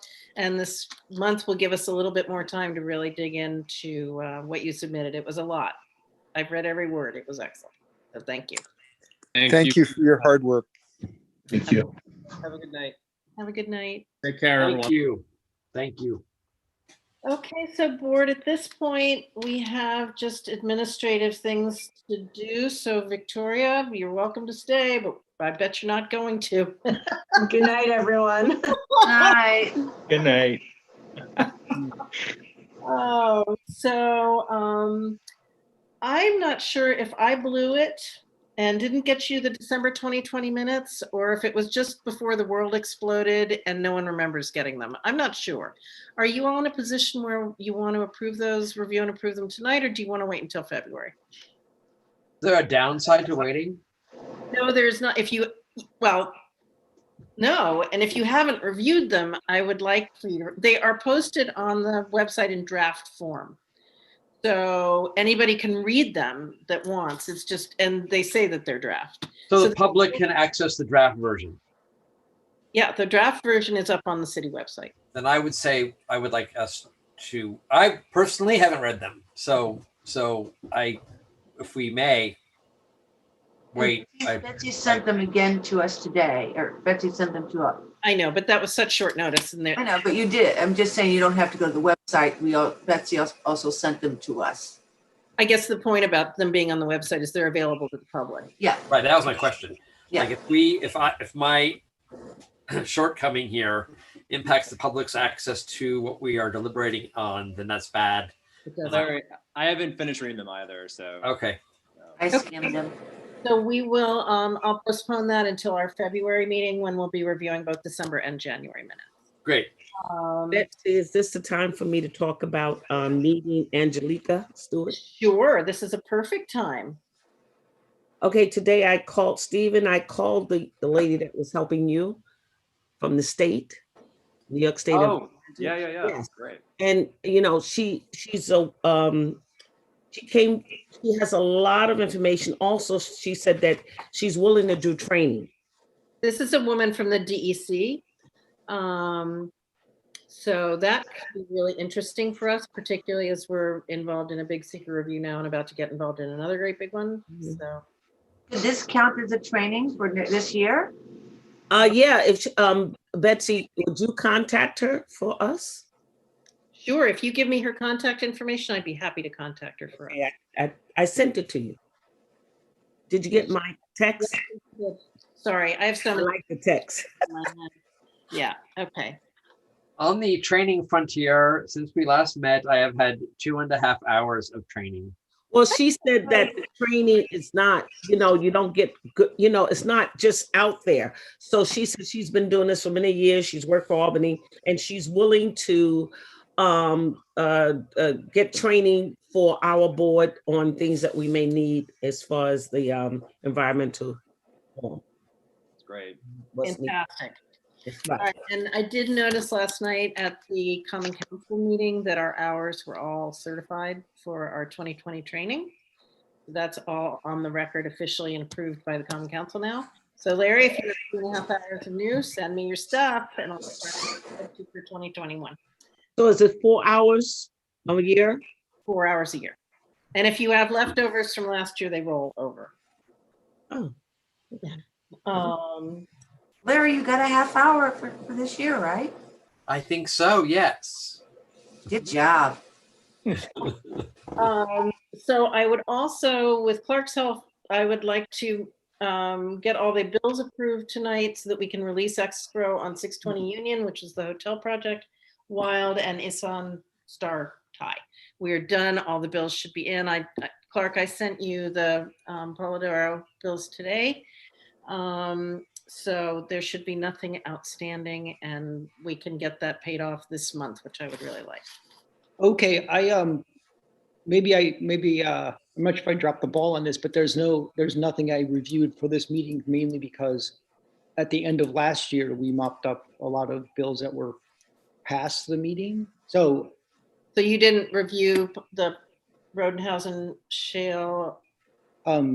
I did not, I apologize. Okay, how about, did you get them or do you want me to share my screen? Why don't we share the screen? Because again, as you noted, the world blew up. So perhaps my mind was a little bit elsewhere during this last week or so. So those two things. One is at the end of the year, we had some ones that were delayed that were approved, I believe.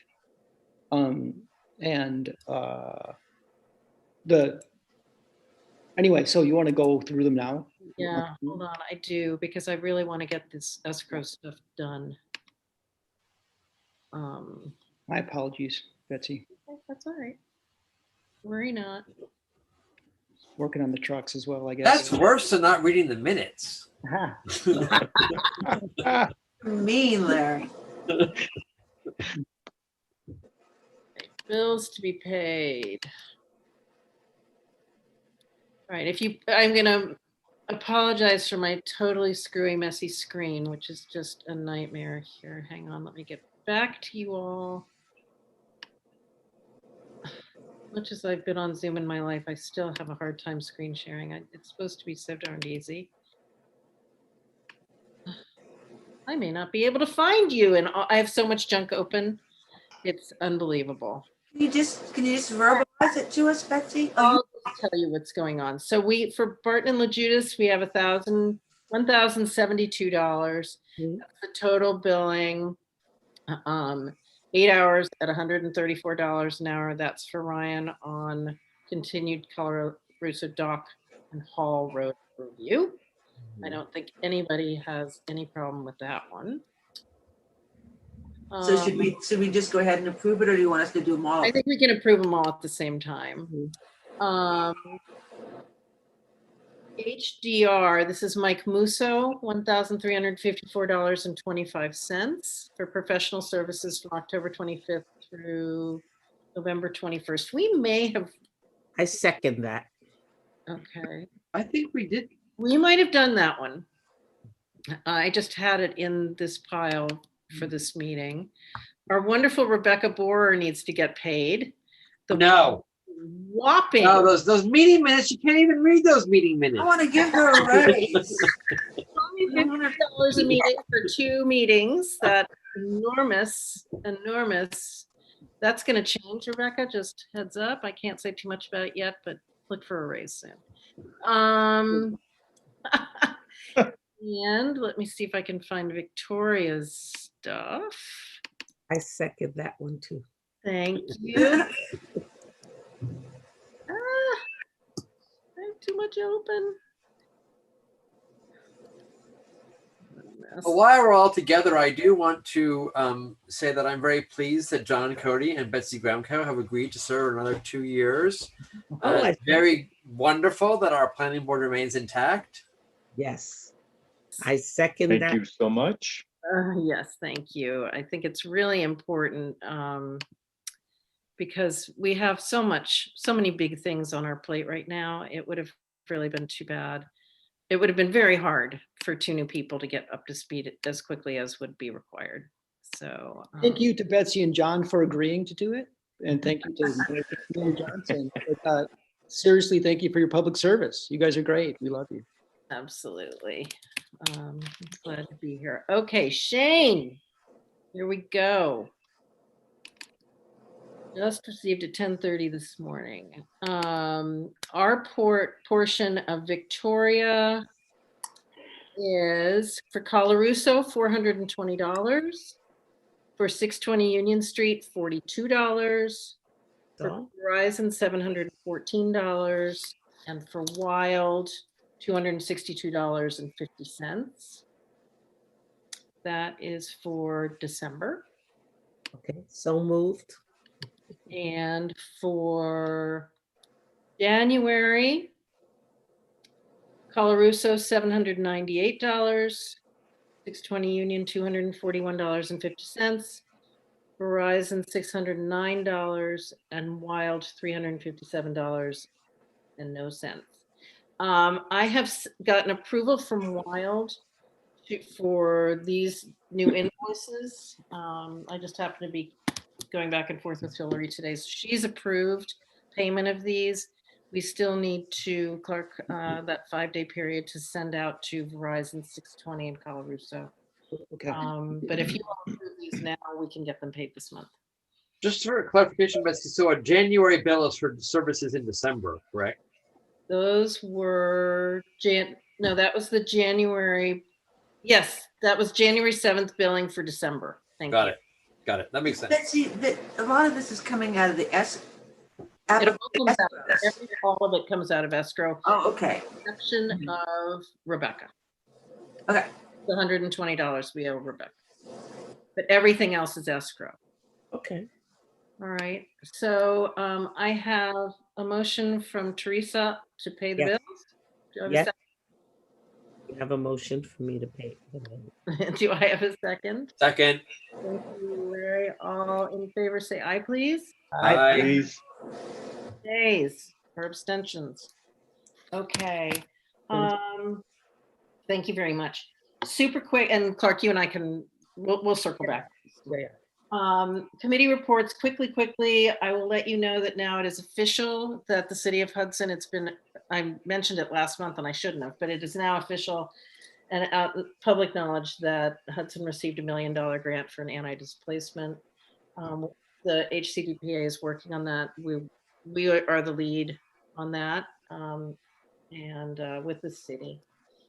And there will be a fair housing officer. The Common Council is talking about that in the legal committee right now. And so I don't know, Teresa, you had mentioned interest in that. I don't know if you've reached out to Tiffany Garriga about that, but if you haven't, I would suggest you do.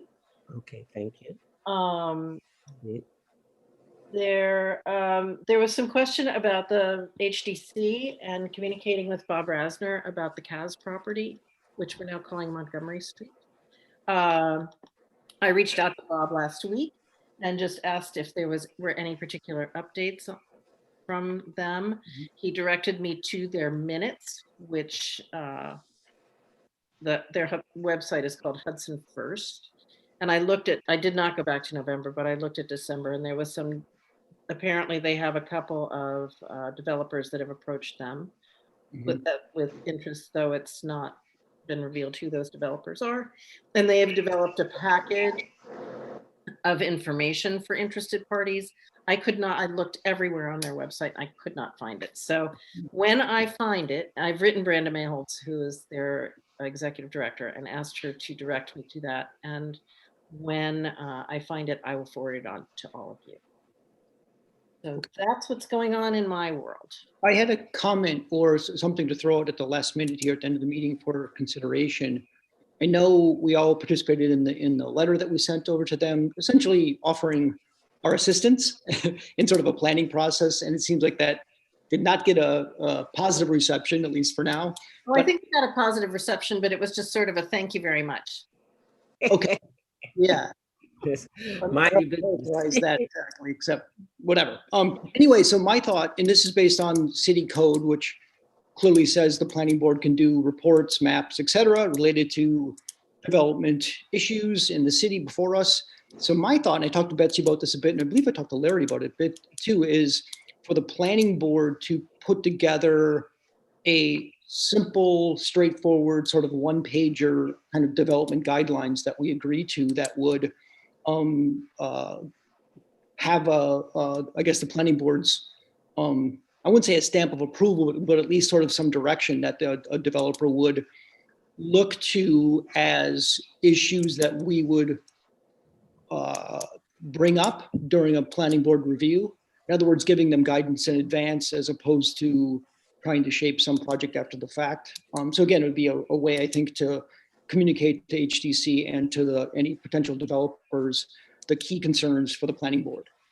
So with that, I don't know if we need a resolution, but I would suggest that we consider that as something that we write jointly and submit to HDC.